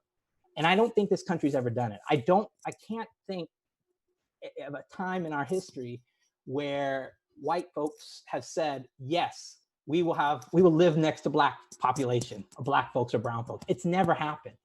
And so if we really want to have that true integration where our kids we're not just praying together and playing together, or even going to school together, where we're actually physically living next door to each other, not just people of color, but also people with different social economic backgrounds. That's the fundamental question here, because the homeowner is not going to lose any value. The city or the state that does it, what's the cost? Zoning is in your mind. It's an imagination. It just says you can't do something. It's not like a physical barrier. It's just here. So if you change the law, what's the cost? There's no cost to the law changing. It's not like you're saying, let's implement a big expensive program. No. So the fundamental question comes down to, are you willing to live with people that don't look like you, that weren't raised like you, that oftentimes don't have the same background that you do? Are you willing to do that? Because if you are, then help us. If you're not, then you're an obstacle to us. And that's a challenge. And I think it was also mentioned that Donald Trump, in some ways as president, has really kind of allowed folks to really articulate how they feel. The problem is demographics. Demographics in the 1960s, we weren't looking at the world and going, oh, this is going to be, and I hate this term, minority majority. No, We were just trying to get a piece of the pie, and people were just like the saying says, I'm a man, right? I am a man, I'm a human being. Please treat me that way. No longer is the Black Lives Matter movement and others saying we are humans. It's not about we're humans, it's about we deserve opportunity. We deserve opportunity to build wealth. And we're going to realize that, because at the end of the day, the demographics are shifting such in California that right now, and I think in the country right now, every child that's going to school 18 and under is Latino. There's Latino, majority are Latinos. This is the world. If the United States, if we want to honor our grandfathers, if we want to honor the founding fathers and continue this incredible experiment where you can come to a country and you can actually say, you know what, I believe this way, or I love this person, or whatever it may be. And if people say, you know, that's fine, that's fine, that's fine. Just pay your taxes and obey the law. If we want to honor that tradition, we have got to pass wealth on.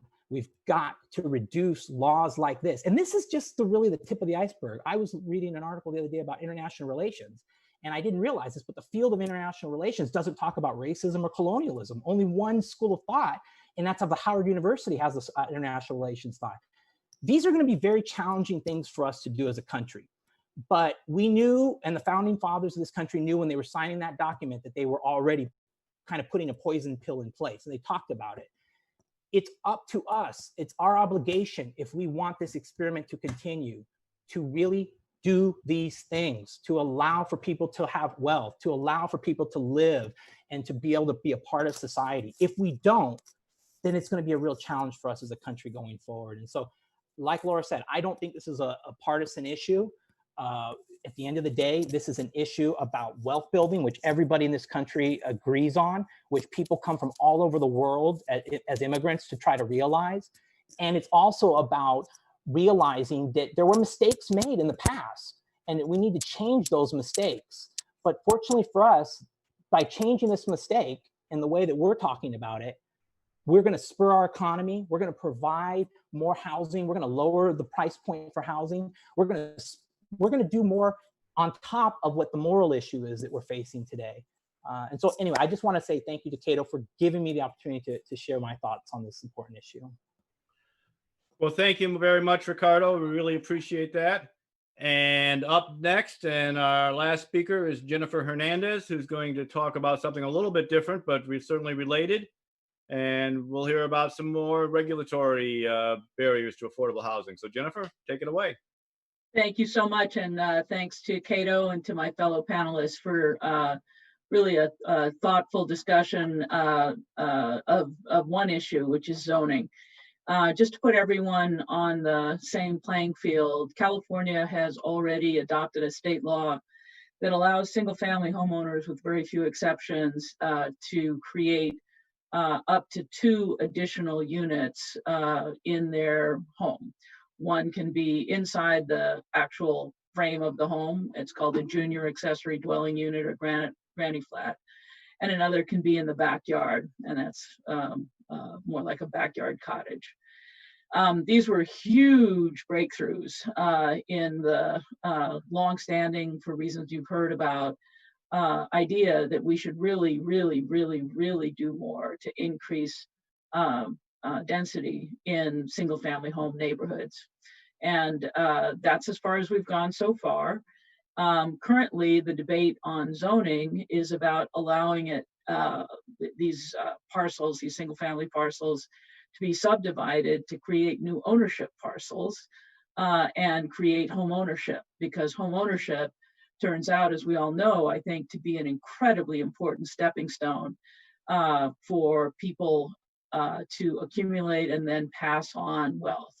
And the benefits of home ownership is, if you have the opportunity to visit the Habitat for Humanity website, it's pretty hard to overestimate the benefits of home ownership, ranging from higher voter participation rates to better educational and health outcomes for family members. There's something about having a stable home that cuts across a whole lot of otherwise pretty troublesome potential ways to get in trouble. And certainly my family, both the Mexican American side and the Italian American side, have benefited from home ownership over the years, including through widowship and all other imaginable sort of consequences that befall families, job losses, illnesses, kids who need college loans, down payment assistance. That home ownership theme is really a pretty core part of our fundamental civil rights focus on housing law. And so I just wanted to make sure that when we talk about single family home neighborhoods and zoning to allow basically subdivision and creation of new single family homes in those neighborhoods, is what we're talking about now in California is a subdivision homeownership creation product, as opposed to just creating rental units in existing homes. But I actually want to step away from single family homes for a little bit, because in 49 states in the United States, we have huge fights around zoning. I mean, drag out absolute killer fights about, whether this should be a park or a shopping center, whether the shopping center, if it's failing, should become a park or apartments, whether we should mix uses and have retail much closer and walkable to neighborhoods, or whether neighborhoods need to stay in these kind of enclaves of just homes with schools and churches. These are big zoning debates. And those zoning debates, there's parking and traffic and school, all the normal stuff that we all fuss about happens in 49 states in the context of what the zoning is. Once zoning is resolved, for better, for worse, richer, poorer, in 49 states, you get to build what's legal under zoning. The exception is California. California does not let you build what's legal under zoning. With very few exceptions, most decisions about land use in California trigger this 1970 law called the California Environmental Quality Act, Sequa. And the point of Sequa is to force local government and state government to own up and disclose the environmental consequences of its decision-making, including its decision to allow a particular kind of land use, including its decision to allow construction of a single-family home on an existing lot in an existing neighborhood in compliance with every known and knowable standard, whether it's California's very stringent building codes, which require lots of energy and water conservation, for example, its aesthetics and kind of community character protection codes like setbacks for front and rear yards. A completely legal home can be challenged as an adverse consequence to the environment under this 1970 law called Sequa, which was never, by the way, intended to apply to either private projects at all, which require government approvals, or projects that comply with legislative decisions like zoning. But through a course now of more than 50 years of court interpretations, Sequa has been expanded and expanded again so that it now does apply not just to the construction of a single family home on an existing lot, but the construction of a deck or the replacement of windows or the installation of any form of hot tub in Berkeley, for example, is a zoning compliant but environmental review triggering activity. The environmental review triggering activity means that a lot of study needs to be done, and more importantly, and that adds cost and time, more importantly, anybody can sue the agency that's approving new housing for failing to comply with Sequa. Anybody can sue anonymously. We have examples of clear racial animus being used to sue projects under Sequa. We have religious animus being used to sue projects under Sequa. We also have business competition, labor agreement, just flat out NIMBY. I don't want this happening. And what is Sequa? What do you think about the environment? Well, we're in California. You know, California is kind of a pain to live in a lot, but one thing we all pretty much agree is it's beautiful, and the climate's great. And so we all pretty much share the notion of protecting the environment. But the environment under Sequa has been defined over a period, again, of years and court decisions to mean adding a kid to a school, adding a family to a park. Really? Yeah, really. Really. Pure population-based metrics, like adding a kid to a school, is an environmental impact under Sequa. Pollution, of course, is an environmental impact under Sequa, but so is driving an electric car 1 mile. We've decided that's an environmental impact under Sequa. Once we use Sequa, the environment, we kind of can cloak ourselves politically in this kind of green righteous shield. I am protecting the environment. It's not about keeping those people out. It's about protecting the environment. And Laura and I are friends. We have huge respect for each other. But Laura, I can't even find a Republican. I live in Berkeley. The anti-housing people I know, they're Democrats. They're liberal environmental Democrats. They live in Marin County, where a former NRDC lawyer is their congressman.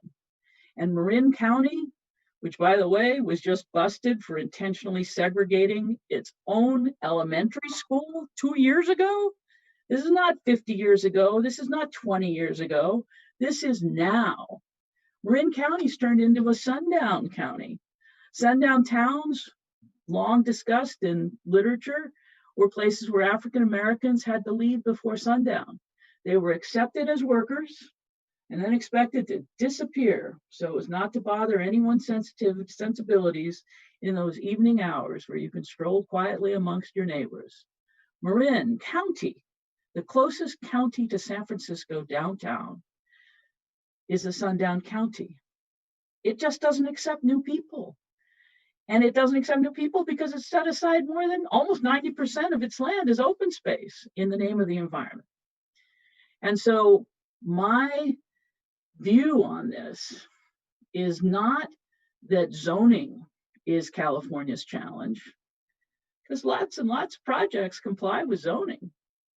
But as long as anyone can sue anonymously for what amounts to allowing a new kid to join the school or a new family to use the community park, California's redlining remains fully empowered under this hypocritical cloak of environmentalism.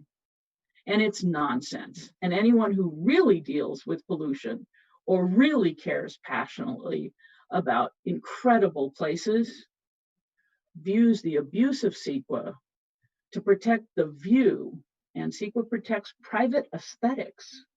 The view out your own bathroom window is somehow protected under the environmental cloak. That's the kind of stuff that we deal with in Sequa.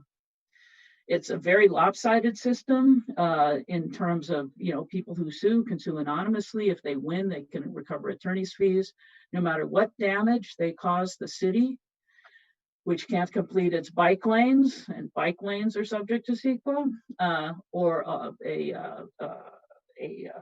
an applicant for housing, including a single family home applicant, one of whom, for example, was stuck in court for 11 years, twice up to the California Supreme Court for a single family home under Sequa.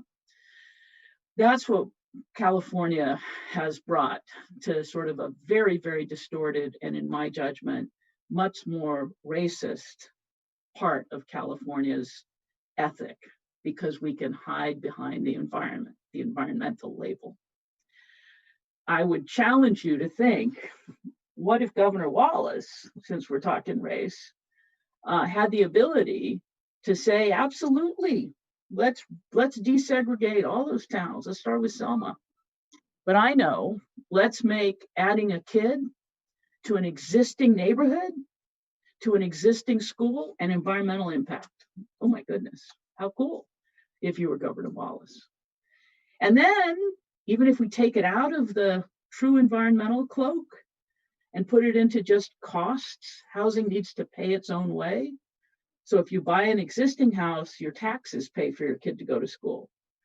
If you don't have enough existing houses, and California's running over 3 million short right now, existing houses, then you have to buy a new house, and the new house is expected to not just pay taxes, but add to the cost of the new house school fees, fees for transit, fees for road maintenance, fees and fees and fees. San Francisco was imposing $165,000 per apartment in fees on top of Sequa. This is an exclusionary system of California's own making. It's not just zoning. And in fact, I would submit to you, it's mostly not zoning. Even the very idea that it's zoning and we're, quote, out of land, California is about 100 million acres, 5.3 is developed in urban or urbanized areas. So that includes all little downtowns and stuff in our small mountain towns, and includes our big megalopolis areas. It's where almost all of us live. 5.3 million acres, 5.3%. We want to convert to solar and wind, and we're being told that's going to take 3 million acres, 3.1 million acres. So we've got land apparently for solar and wind, but we don't have land for 3 million homes because 5.3% is it. We can't go to 5.4%, 5.5%. And the reason I focus on the land issue is the other thing we don't talk about very much in California, which is it's not that we're sitting out there being anti-high-rise. It's high-rises cost so much more to build. They can't actually pencil. If you need to charge $4,000, $5,000, $6,000 a month in rent for a high-rise building, have a good time. You're in what, 3 markets at most? Small neighborhoods in the greater scheme of things. But most people can't afford that. Duplexes, quads, small single-family homes, what we used to call starter homes, it cost 1/5 or less for a home to buy than a condo in a high-rise. So we have this notion that climate change says we have to only live in existing neighborhoods and go high. Well, I mean, we had smog, we had water pollution, we now have clean cars. Is it really, really, really the case that code for high-rise, non-ownership, non-poor people housing is the way California has to solve housing? Nope. And Ricardo and Laura will say, let's just change our single-family neighborhoods and make them quads or put apartments in them. And so far, we're, I think, what is it, Laura? 0 for 4 years running now in persuading what amounts to a Democratic majority, supermajority of the Democratic Party in Sacramento has rejected that concept over and over and over again. We have ADUs, we have junior ADUs. Each single family home can in fact be 3 units. I support the small lot subdivision. It's terrific what LA and others are doing with that concept. And with that, I'm just going to say for housing, California is so deep underwater. I'm supportive of what I call an all of the above strategy. No one right now should be saying, you can't do that. You must instead do that. We are 3 million homes underwater. We have the nation's highest poverty rate, its highest homeless rate, and now we need places for people to live. Shelter in place cannot be accomplished without shelter. And in each of the past few years, we have reduced rather than increased our rate of housing production. We need to get out of our own way. We need to call it on the green cloak that's saying, protect my school, protect my view, protect my park from those people, that's not the environment. That's racist. Michael, I'll turn it back.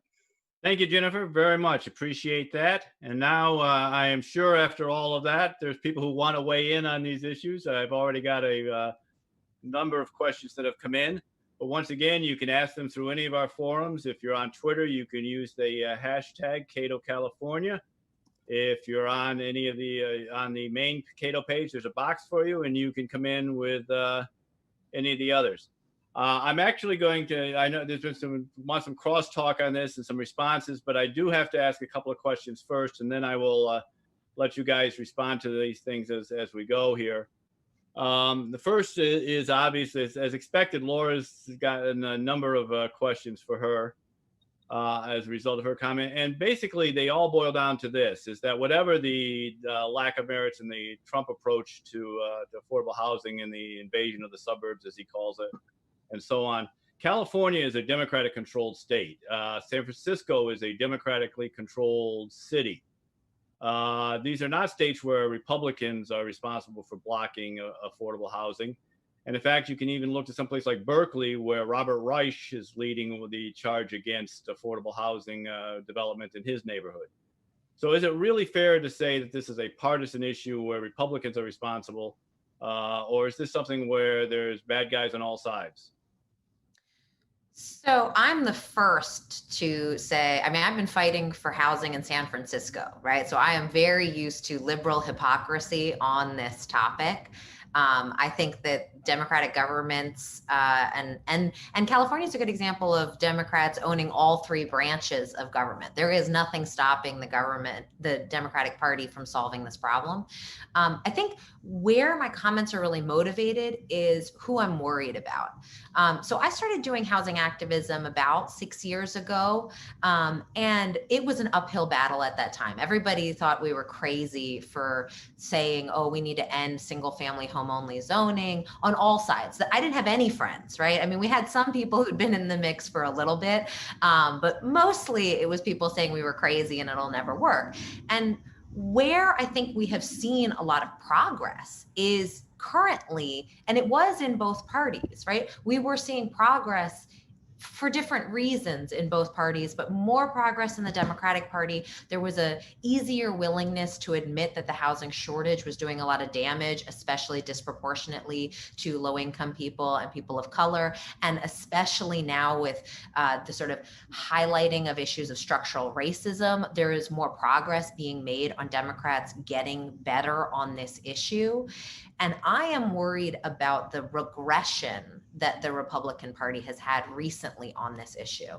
I think there was more hope 4 years ago, 5 years ago.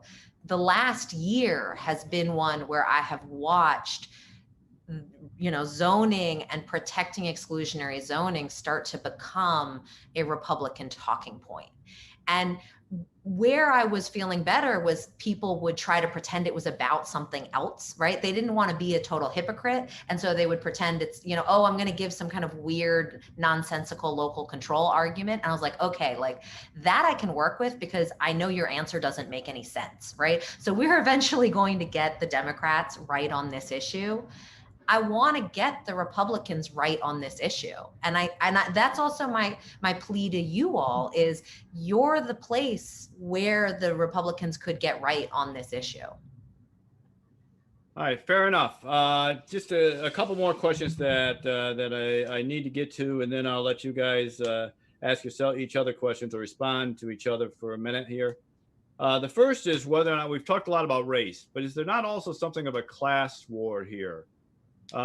Between people who want affordable housing and people who basically use their house as an investment. So is that kind of part of what's going on here? And whoever wants to take that, go ahead. Jennifer? Yeah, let me start that. Of course, class has a lot to do with this. But California's done a pretty darn good job of hollowing out our middle class and making housing through a housing shortage completely unaffordable in any kind of proximate location to jobs. And that is a war on the middle class that has long, frankly, used home ownership as a wealth building opportunity. And when I talk about middle class, I'm talking about, you know, the 80 to 120% median income households that are union workers, that are teachers, that are nurses. These are people who are now living so far away that they come into town, pre-COVID at least, and they sleep in their cars for a couple of nights a week because they cannot bring themselves to do 3 and 4 hour commutes every day. California has exploded in its super commute population. And now, by the way, it's exploded with remote work, which is a whole different phenomenon, and is the increasing mode of non-travel is to simply not travel at all. But of course, it's a class war. Just last month, we had the highest median home sales pricing in the Bay Area in history. We're in a COVID depression and still prices are rising. And that's because we simply don't have enough homes. We were creating 9 jobs for every home for multiple years in the Bay Area. So what happened, we sprawled out to Central Valley and elsewhere. And now we have these very, very wealthy proximate enclaves. And then we have normal people. And that means they're not even talking to each other. They're not going to the same schools. They're not talking, their kids aren't in church together, whatever. And absolutely that has a color divide. San Francisco, of course, has had a collapse in its African-American population, its Latino population. One of our leaders, Willie Brown, called it the African-American diaspora from San Francisco, partly because of being priced out with gentrification. And by the way, if you had a person of color, and I'm kind of this half-breed, and I respect Ricardo as well, but if we were talking about the defenders of single-family homes among people of color, we would be hearing about the selective targeting of those neighborhoods, because they're lower cost housing for various reasons, by speculators, and then the destruction of those neighborhoods and gentrification. So we have a very, very fraught emotional dialogue going on all things housing, but it all comes down to a completely, absolutely unacceptable and immoral constraint on supply, which has driven pricing out the window and has really harmed just everyone except the very top edges of the market. Laura, you want to respond a little bit to that? And then feel free, I know you wanted to respond to some other points as well. So feel free to just go with this for a couple minutes. Yeah, I think one thing especially that Ricardo touched on is that the federal government really played a heavy hand in helping white families build wealth for generation in housing. It was a product that was legally unavailable to anyone except for white families, and the government did a lot to make that asset perform, right? Very traditional concepts of like, why are white people in general so much richer than other people? It is primarily because of this effort that the federal government and local governments made to invest in white wealth. And when we made racial discrimination in housing illegal, we really actually doubled down on this using wealth as a proxy for race. That we made housing discrimination illegal, but by making the kind of housing that lower income people had better access to illegal in so many communities, you maintained exclusionary zoning, you maintained a lot of white family wealth in the existing housing that existed there and blocked new entrants. And all of this, like, I think that seeing this as a class war is correct, but you should also understand that why is class not distributed equally among people of various races is also tied up in this conversation. So, you know, if you want to be like race neutral, and I think this is also to the point of like, what does reparations often mean? Well, you can do a lot of race neutral policies that actually reduce the racial wealth gap, because there is so much history of Black and brown people being denied access to wealth. And so this is a thing that I think is underappreciated, that when we talk about the racial wealth gap, allowing anyone to buy housing, we're not necessarily even needing. I mean, I think that some programs to directly invest in Black home ownership are going to be great, but there is a lot of work to reduce the racial wealth gap that you can do simply by making things fairer. That's great. And did you wanted to comment, I think, something in response to Jennifer as well? I think, well, we covered it a little bit in liberal hypocrisy. I think, like, if I ever implied that there wasn't a lot of liberal hypocrisy on this issue, like, shame on me. There's a ton of liberal hypocrisy on this issue. And I think, you know, making fun of limousine liberals is like exactly what we should be doing. But we do need that to then get somewhere. I want it to be like, okay, I'm going to call you on, I want to say bullshit, but I'm not sure if I can say that here, but I just did. You know, I want, this is the thing about a two-party system where we're actually trying to achieve goals, which I don't think we are right now, is instead people are trying to win points, and they're trying to win rhetorical points. They're not actually trying to solve problems for people. And I want us to get to a place where we actually try to solve people's problems. And I don't care if people are allowing more housing in communities because they want to save the environment, or if they want to allow more housing in more communities because they want to reduce the racial wealth gap, or if they want to allow more housing in more communities because they have an economic justification of like private property rights. Come one, come all, those three rationales will get you to the same answer, which is let's allow more housing in these exclusionary communities. And let's not allow, to Jennifer's point, the hijacking of local process to make illegal in practice what is legal on paper. I think Jennifer's point is, I mean, we totally agree with her on the process has to be one in which what you say about the zoning on paper is what actually happens in practice. We have allowed our system to be so complex in the permitting of housing that, you know, retired lawyers have the most influence in the system because they have the most time to devote to thwarting every little proposal for housing in their neighborhood.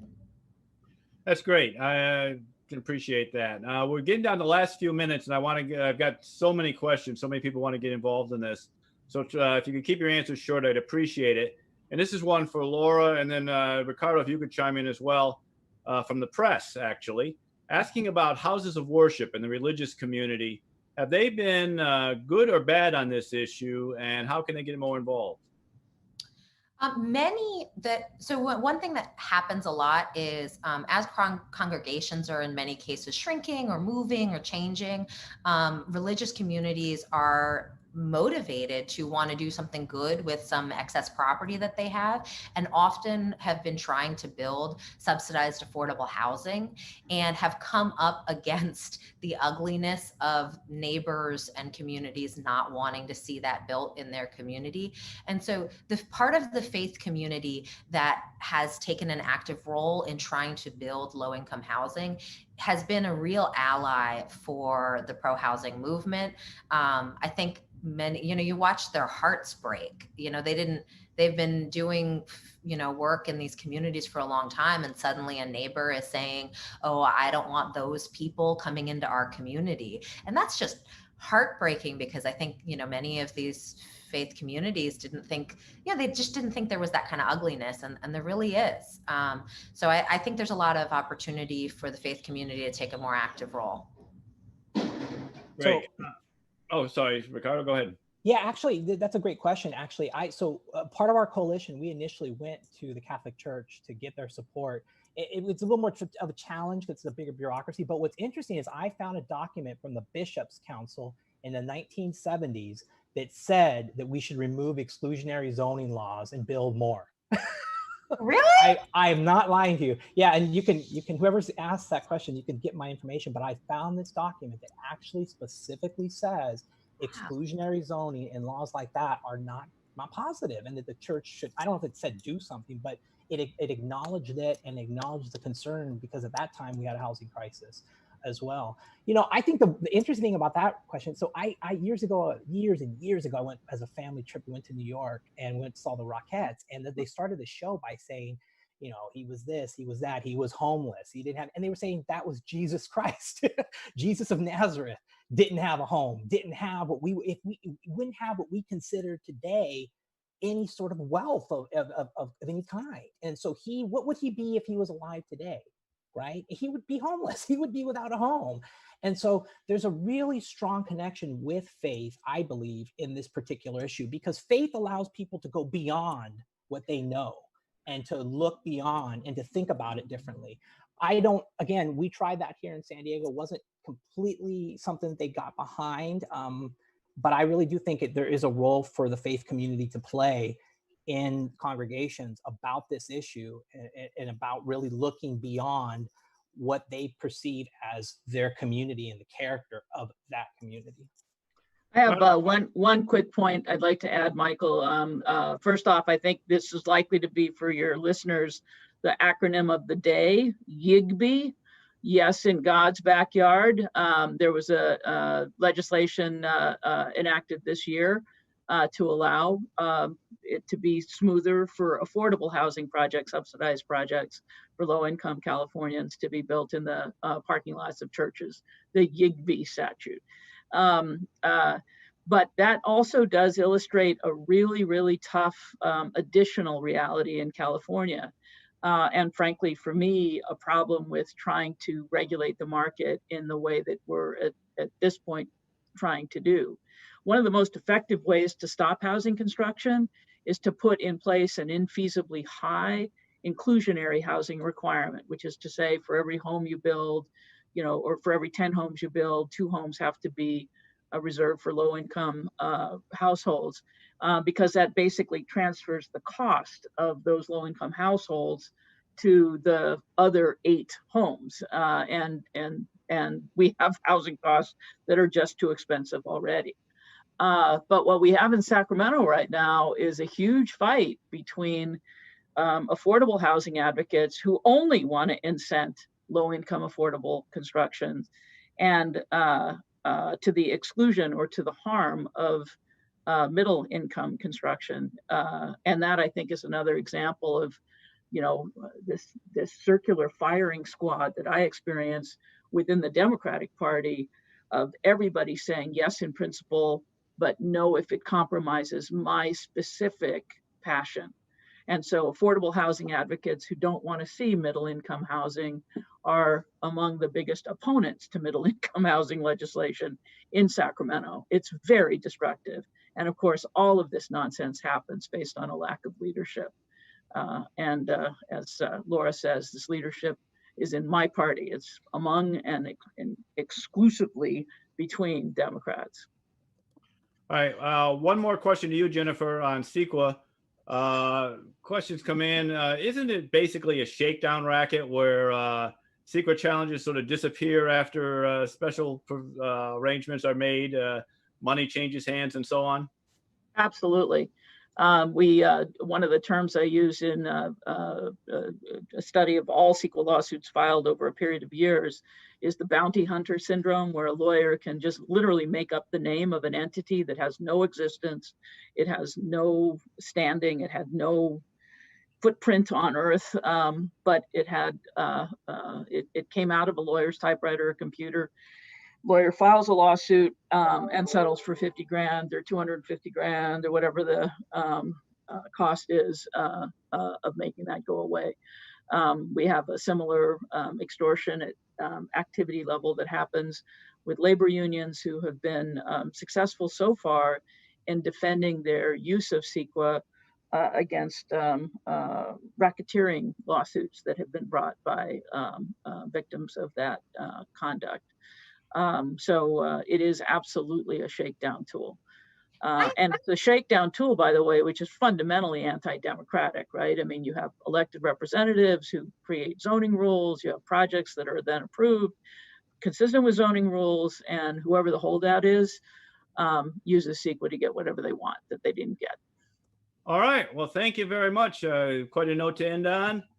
Yeah, Laura's got time for about 30 seconds here, and then that's about it. I think one thing that is good to note about Sequa and about these really messed up processes, and why do we end up with this circular firing squad, is that there are a lot of communities that have been historically disinvested in that also use these same processes to get badly needed resources invested into them. And so one of these problems of like, how do we untangle the mess that we're in right now, means that we're going to have to figure out how to actually invest in these disinvested in communities while we solve the problem that Sequa is totally abused. And right now, the way the politics have shaken out, we haven't come up with a way to untangle it. There are a lot of people invested in the current fucked up system. All right. With that, we're going to have to call it a session here. Ricardo knows what I'm talking about. No, not at all. We're going to take a 15-minute break. The next session begins at 12:30 p.m. Pacific Daylight Time, and that's 3:30 p.m. Eastern Time. In the meantime, do check out the Cato Project on Poverty and Inequality at our website, and we'll be back in 15 minutes, and we have some lively and interesting discussion coming up.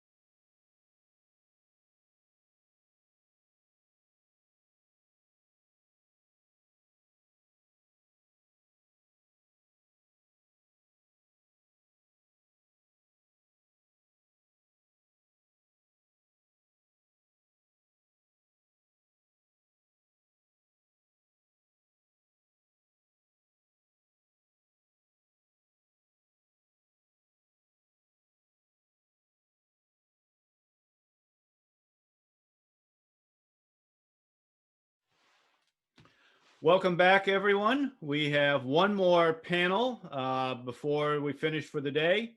Actually, more of a discussion, really, or a conversation, if you will. If anybody has been digging into California's housing crisis, they probably have come across Connor Doherty's book, Golden Gates. It's one of the best descriptions of the YIMBY movement and housing politics in the state to come along. If you've read it, you know that a good portion of it has to do with the relationship between our next two guests, Sonia Trauss, who's one of the founders of the YIMBY movement. She goes back actually a ways to having founded the San Francisco Bay Renters Association and have create California YIMBY. She's been one of the founders of the YIMBY movement and leaders of it all along. She now heads YIMBY Law, the legal arm of the movement, who's out there suing communities to enforce fair housing laws. And Stephen Falk, who was at the time city manager of Lafayette, California. And why he's not any longer the city manager of Lafayette, California is part of the story. But he is currently the interim city manager in Oakland, which is a city that has a reputation for a much more of a willingness to build housing than others in the state. So I'm going to just turn it over to them and let them talk among each other and tell their stories. So I'm going to go with you, Sonia. Why don't you start things off, and the two of you can talk. Sure. Okay, that's a pretty broad prompt. Yeah, so I started organizing pro-housing renters in 2014 because, you know, we could see that there was a housing shortage. Rents were going up quite a lot. I was living in West Oakland, and people who were sort of overflowing from San Francisco were coming to West Oakland and competing, you know, I felt, with myself and with the current residents for housing. And I can't, you know, I was making I was taking home $2,000 a month. I was working as a high school math teacher, and I was like, I can't compete with all these high income people, you know, who are, even though they're high income, still being displaced from San Francisco because it's so expensive. And so I think that one of the, I didn't expect my organizing project to really go anywhere, but it very much did, because it turned out like that what I was doing was pretty unique. And there were a lot of people who were really hungry for a group whose message was, you know, let's build housing. And I think one of the other things about what I was doing that was unique was that we were getting involved across municipal boundaries. A lot of people think that they should only get involved in their own neighborhood or in their own city, you know, and I had people asking me all the time, why do you care about what's happening in San Francisco if you live in Oakland? But, you know, obviously the decisions they're making affect all of the cities around them in the region. And so that's how we got involved with Lafayette. I saw in the paper that there was this big project. A developer was trying to build 315 apartments on a hillside. So they weren't displacing anything, you know, at all. It's just a grassy hillside. And the community was in an uproar. So we organized people to go speak in favor of the project, and also threatened to sue the city if they didn't approve it. And then quite a lot of things happened, and recently they did approve it. So I don't know, maybe Stephen should tell his side of the story. Hi, everybody, glad to be here.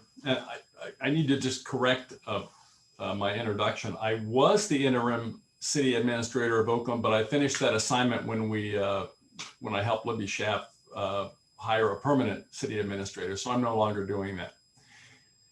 But before I start, let me just say that while Sonia and I both worked on and kind of became notable for the same project in Lafayette, we did it through totally different experiences and totally different frames.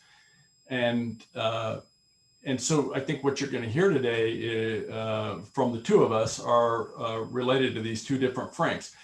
Sonia was an outsider and I was an insider. And Sonia used outsider tactics and I used insider tactics. And I don't say this in any way to diminish her role. In fact, I say it to honor the role. And Connor Doherty wrote about this in his book, that somebody eventually had to show up in communities and represent the people that didn't live there yet. And Sonia did that. And so I have nothing but admiration for her and for Laura and for Brian and for Victoria and for Scott Wiener and for all that this courageous group of people has accomplished over the last 4 or 5 years, agitating for housing from the outside. Sonia's focus has been on housing, and I'm concerned about that too, but my story was also propelled at least as much by environmental concerns, particularly those around climate change. So I'd just like to take a minute to talk about my role as an insider and how I got there. I'm somebody who grew up in the 1960s, during the Kennedy years, during the Great Society, when kind of all things seemed possible, including going to the moon. And I was imprinted by that. And when President Kennedy said, "Ask not what your country can do for you, but what you can do for your country," you know, I sort of drank that Kool-Aid and believed as a young person that government was a force for good. I believed that paramedics saved lives, and that food inspectors kept maggots out of our meat, and that the Federal Highway Administration allowed every business in America to be successful, and that Social Security kept millions and millions of people out of poverty, and kept seniors from having to eat cat food for dinner. And I believed that it was good that somewhere along the way, some bureaucrat green-lighted the Golden Gate Bridge project and the Manhattan subways and the Hoover Dam and the Denver airport. And I'm glad that they charge taxes to pay for those things. I subscribe to Oliver Wendell Holmes' proviso that taxes are what we pay for civilized society. Like I said, I believed early on that government was a force for good. And so I chose to do this work. And I went to the Kennedy School of Government. And then I spent the next 30 years working for 5 different cities as an insider, trying in every case to make each one of them a little bit better. And I used insider tactics. And the insider tactics are coalition building and political compromise and dealing with tight funding and trying not to let bureaucratic obstacles, you know, get you down, and trying to figure out ways to get things done in spite of them.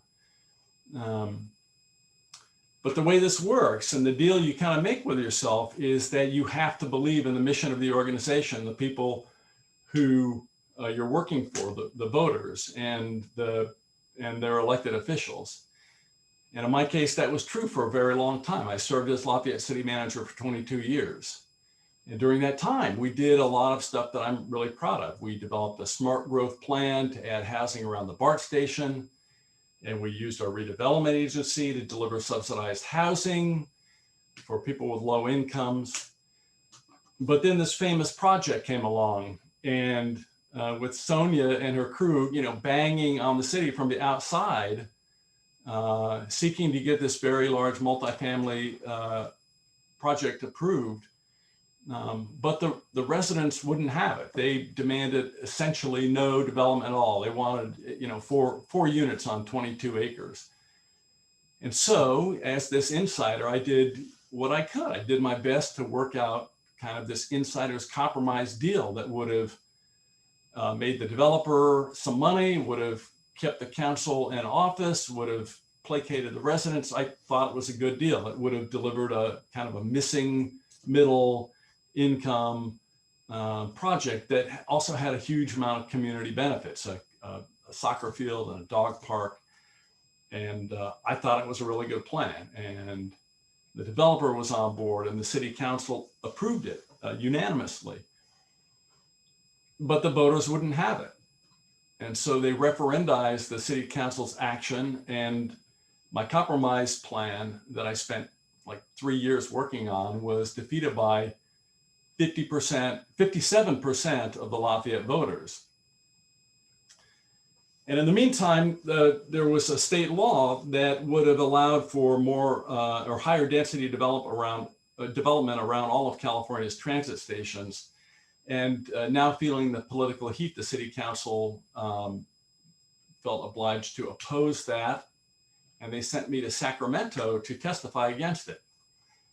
And that kind of put me over the edge. And so I wrote this resignation letter, and I'm kind of paraphrasing, but it said something like, you know, during the last 50 years, scientists have learned more about the Earth's atmosphere and concluded that human activity and carbon emissions are responsible for climate change, that seas are rising and oceans are warming and the atmosphere is warming and the land is warming and ice is melting and heat emergencies and wildfires and hurricanes are increasing and rainfall patterns are changing and the ocean is becoming more acidic, and that the risks from climate change cannot be overstated, and that even small cities have a responsibility to do something about it, including Lafayette. And I felt like the best way for Lafayette to play its part, to do its part, was to add more dense housing around the transit station.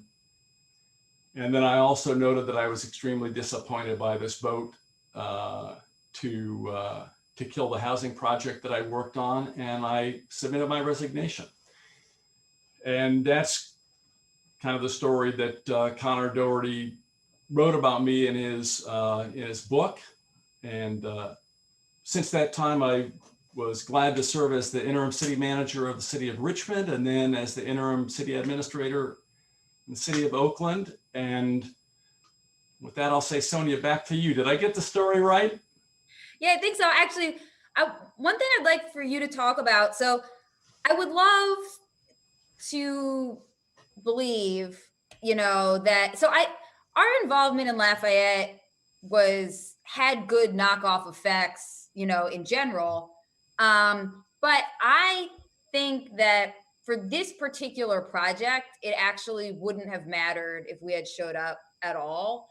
And I think that, but I mean, I'm interested to hear what you say, but I think that because of what wound up happening, you know, like, to tell the truth to the audience, we went to Superior Court and we lost our case. The Superior Court judge was a woman who had actually lived in Lafayette for a little while. She lived somewhere else. She was a registered Republican, and her feeling was, if the developer's not unhappy with the situation, then what's the problem? You know, and we were arguing that the Housing Accountability Act, the law we were suing under, wasn't there for developers. It was there for the like 700 plus renters who were not going to be able to live in this high opportunity area. And so, you know, those are the people the law is there to protect. And she was kind of like, I don't buy it. She's one of these people who doesn't understand the difference between like being pro free market and pro business. She thinks being pro business is being pro free market, which is not the same thing. And I'm highlighting this because I think that the audience here at Cato should be able, you know, to appreciate how frustrating that can be. So anyway, so yeah, so we lost, and we could have appealed, but we made, you know, developer reached out, made a deal with us, and we went on our way. And then the city council did approve this 44 single family homes, as you mentioned. And then the NIMBYs referended it. And so that's really the thing that wound up bringing this apartment project back, because the deal you worked out was like this very unusual and interesting deal, which was that the apartment project application was going to be like on hold, you know, sort of frozen while the 44 single family homes went through. But if the 44 single family homes project didn't happen, then the developer could go back to the apartment project and like retain all of their rights with respect to that. So I'm so curious about that election. So first of all, like, I think it wasn't so much of a surprise that the NIMBYs referended it, although it was like very short-sighted. Who was doing the yes campaign on that? What was that campaign like? Not that many people voted, right? Like 5,000 people voted or something, because it was in June. Yeah. Yeah, it was a special election, so it had low turnout. And when I worked with Dennis O'Brien to craft this kind of compromise development, we literally drew a Venn diagram on a big whiteboard and tried to figure out how can we sweeten this pot? What can we do in which of the circles to sweeten the pot so it's just irresistible to all of the interested parties, with the exception of the outsiders. Thank you. And Sonia and I have actually talked about this in a recent conversation where, when I was working on this deal, I thought it was an interior game. I thought I had three groups to placate: the developer, the residents, and the city council, who was ultimately going to approve it. I didn't bank on the idea that the YIMBY groups were going to show up and kind of play this outsider catalyst role, but that's neither here nor there. So when we crafted this deal, we tried to put so many goodies in the bag that voters would vote for it, even if it was referendized. And so, for the dog people in town, we added a big dog park. For the sports people in town, with people with kids, we added a big soccer field. For people with little kids, we added a tala. We tried to make it a Christmas tree that had something for everybody in it. And so when this anti-development group finally referendized it, I still thought, well, there's no way this thing's going to lose. It's too good. It's like a friend of mine said, it was too much of a developer beatdown. I mean, there was too many goodies in this project. And I felt like I had a conflict of interest, that I couldn't work on that campaign. As a staff member, I'm not clear what the law is, but I just felt like I could not work on the campaign because I didn't feel that was the right thing to do.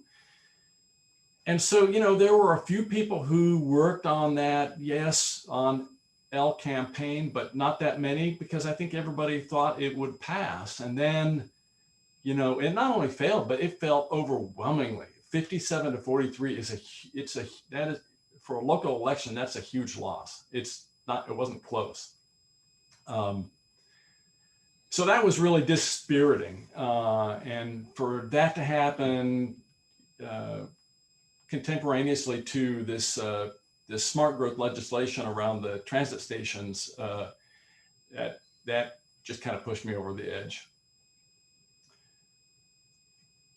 That's interesting. That's what, because I was sort of watching it. So we were having our own in that year. The mayor's election was happening, and I was actually also running. So there were a lot of elections happening in San Francisco at the time. But of course, I was still keeping an eye on it, and I was a little. It did seem like So okay, yes, you're totally right. 57-43 is it's like a kind of a landslide. Except really, like, not that many people voted. Right. So we're talking about like a few hundred people. Right. Like the amount of people that more door knocking, you know what I mean, could have done more. And it didn't seem like there was a super aggressive yes campaign. So I guess if you guys thought it would obviously win, then that's why. But I was kind of wondering about it, especially from O'Brien's point of view. I felt like if I had been O'Brien, I would have hired like 30 people to go door knocking, because there's only 30,000 people in the whole town, and a lot of those people are children. So it's a very, very small number of voters were making a big decision. And I don't know, Michael, you should jump in, because there are very specific things about this that I think are interesting, but I don't know if the viewers do. Because another funny thing that wound up happening, if you care about small town politics and think it's interesting, is that so in order to pay for the dog park, you guys basically used up like all the park's budget. And there were people who were partisans for a downtown park. And then those people actually got pissed. Was that a surprise? Did you anticipate, or did they wind up mattering when it came to the election? I don't think it mattered. I think that, in some ways, and one reason why I think this story is taken on a life way beyond, at that 3,000 miles beyond Lafayette, is because it serves a bit like a micro example of what's happening all over the place.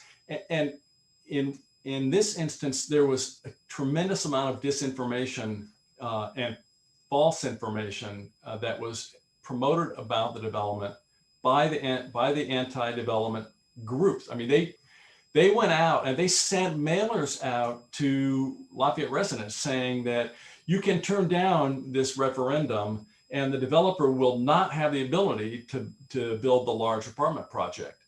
That was just a lie. But, people got that in their mailboxes, and some number of them believed it and then voted in the anti-development group's favor as a result. So the disinformation campaign definitely mattered. O'Brien did hire a professional firm to manage his side of the campaign, but I don't know if they had door knockers or not. But it's easy to second guess, but it lost by a landslide. So I kind of concluded that this was the voters' will. They weren't willing to accept really any development on that site. I think one of the interesting thing that's happening now is the recriminations. People are now, there's a whole group or a number of people that are angry at the anti-development group for misleading the public, because they're now going to likely be facing a big project that they don't want to see in their backyard. Yeah, I think it was easy to lie to people. And I think that the anti-development group, actually, they didn't think they were lying, obviously. Because I think it is really hard for people to believe that they aren't going to have local control. And I understand why, because for decades, it's been untouchable. For decades, I think they really were just like, there's just no way. They're looking around their own neighborhood. They're like, we live in a certain type of place. There's just no way there's going to be apartments here. And they really are thinking they're going to be able to Sequa it to death or politics it to death or something like that. I agree. I think a lot of their game is just a stall game where they just feel like we can just use tactic after tactic, lawsuit after lawsuit to just stall this thing out until the developer goes away. And so far, he hasn't done that. And if you get to know Dennis O'Brien, and I did, because I had to work closely with him on this deal. I mean, this guy is a very serious, very principled fellow.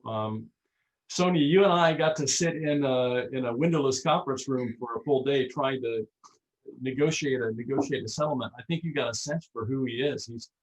He's a really good guy and a highly principled guy who cares deeply about what he does. And I don't think I just don't see him walking away ever. No, especially because it's actually a pretty good project. I mean, it really is an attractive place to live. I mean, it's right, for people who aren't as familiar with the geography, it's between Walnut Creek and Oakland, and then past Oakland is San Francisco. I mean, it's on the 24. It's just one continuous, economically bustling corridor. And most of that corridor is very, very low density. I mean, especially considering the fact that it's right on a BART station, it's right on a highway. And Walnut Creek is like the downtown of the East Bay. I think a lot of people who are in San Francisco have no idea. But, if San Francisco didn't exist, Walnut Creek would be a much, I think, more famous and bigger sort of city in its own right. It's at the intersection of a bunch of big highways. I want to ask you to talk about the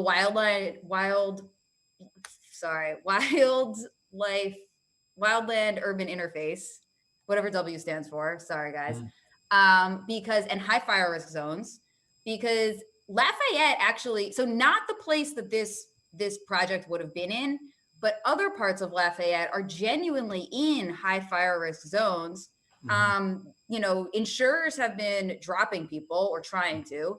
About a year ago in December, Ricardo Lara, our state insurance commissioner, put a moratorium on insurers dropping people but that moratorium is going to end in December. And I haven't heard anything, no plan at all from anyone. Mm-hmm. And I'll say right now, I think that the governor should show some leadership and start to develop a buyout, proposal, so for people who can't get insurance but don't want to lose their savings, like we need to have some kind of a voluntary buyout program to start depopulating, because the WUI, it's actually a range of densities, and you can go, into a sufficiently low density range where you're no longer in this wildland urban interface, or you can densify more and get out of it that way. Anyway, so yeah, talk to us about what your thoughts are, because you have more experience. Well, that's an issue that is pervasive throughout the Bay Area. We've got a lot of cities in Contra Costa County, but particularly in Marin County, that are these really lovely hamlets where the homes have been built up and integrated into this system of open spaces. And now, with climate change upon us, these forests are drier than they've ever been before, and they're subject to drought and then wildfire. Yeah, I think I agree with your point, the point I think you're making, which is that ultimately it may be the insurance crisis that's going to drive the change here. Because when people can't get fire insurance, it's going to just precipitate a whole different conversation. I do have a question for you, Sonia. I think I've been supportive for housing and building more housing in the Bay Area, but I'm also a big supporter of acquiring and retaining open space, particularly scenic corridors and so on and so forth, because I think that's just integral to the Bay Area and to Californians' self-identity. And I know early on, you made some statements that you thought maybe there was too much open space in the Bay Area, and that all of that should be subject to a conversation about development so as to increase quantity and supply. But has your thinking on that changed over the years, or how do you feel about that now? No, not really. Sometimes it's fun to find out that I said something in the past, that I'm like, wow, that's so smart. Still think it. No, actually, so what you say about scenic corridors being integral to at least some Californian sense of self-identity is definitely true. And it's definitely the psychological root of why there are going to be very, very sensible seeming plans that are inexplicably difficult to do. And that's because, people's self-image is so powerful, right? Like if you're changing something and someone feels like a part of them is like getting cut off, like it's really, really tough. But actually this wildfire stuff is, I think, should motivate us even more to have compact development. Mm-hmm. And so this is actually kind of interesting. So a definition of compact is that you can, if you have a compact space, like a circle or something, one of the definitions for it is that you can get from one part of it to another part of it without leaving the space. Mm-hmm. And that is how we should be thinking about, the Bay Area. Can you get the settled part of the Bay Area? Can you get from one part of it to another part of it without having to pass through the woods? I mean, the woods are so dangerous now, in a brand new way, interspersing, relatively dense human settlement with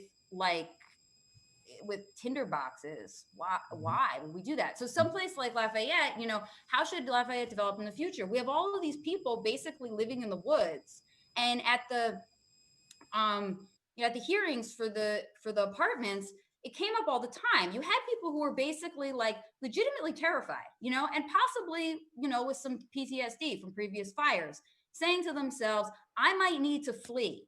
I want to be able to get from my house to the highway quickly. And I don't want this. There was one woman in particular who said it right out. She said, I don't want those people to be in my way.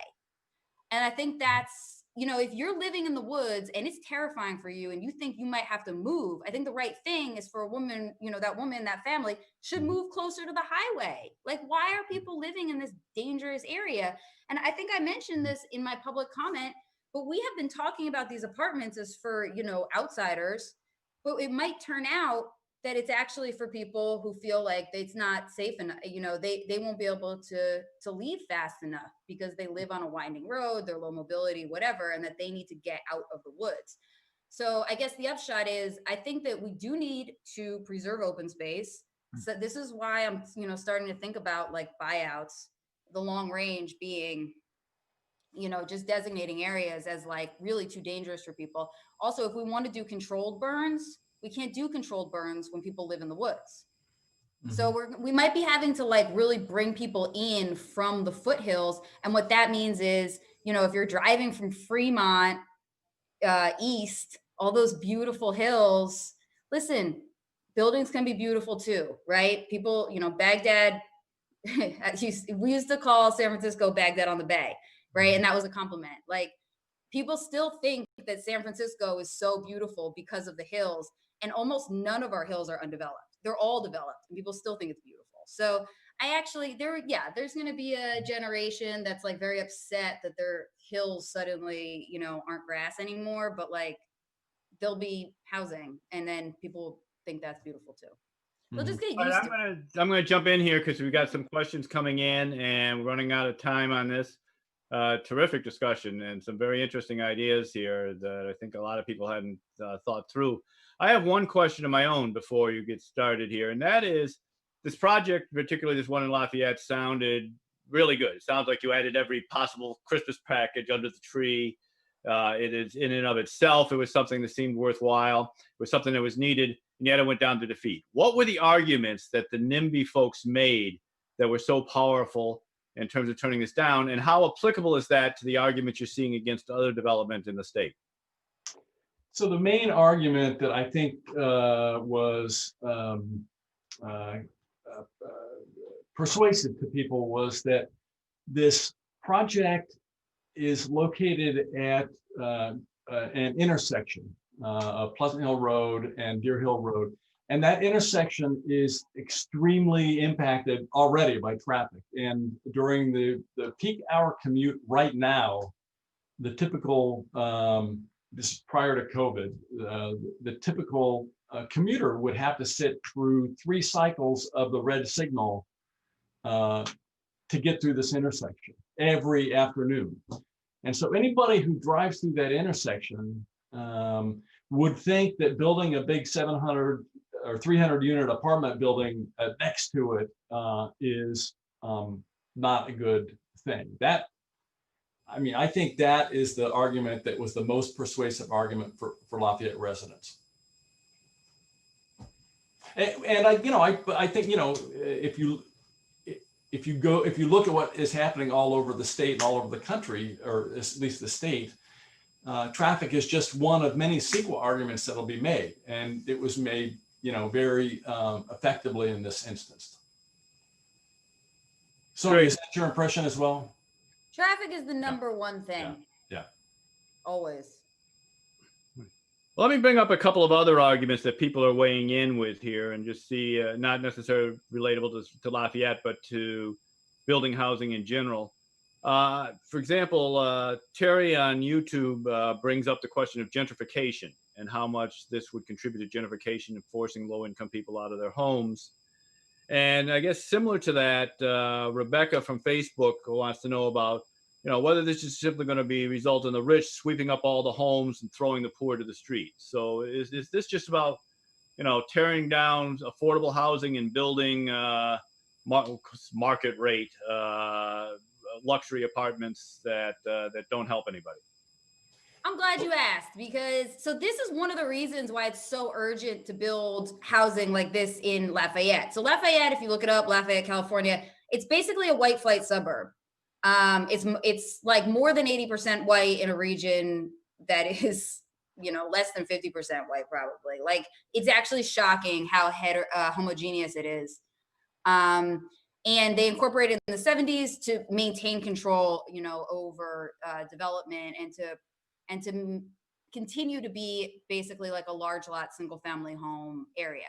And there are places like this all over California, and that is ultimately where gentrification starts. You know, we have desirable places with good schools, access to opportunity, convenient to jobs, and they make rules like you can only have one house per 5,000 square feet. I mean, 5,000 square feet is a tremendous amount of space.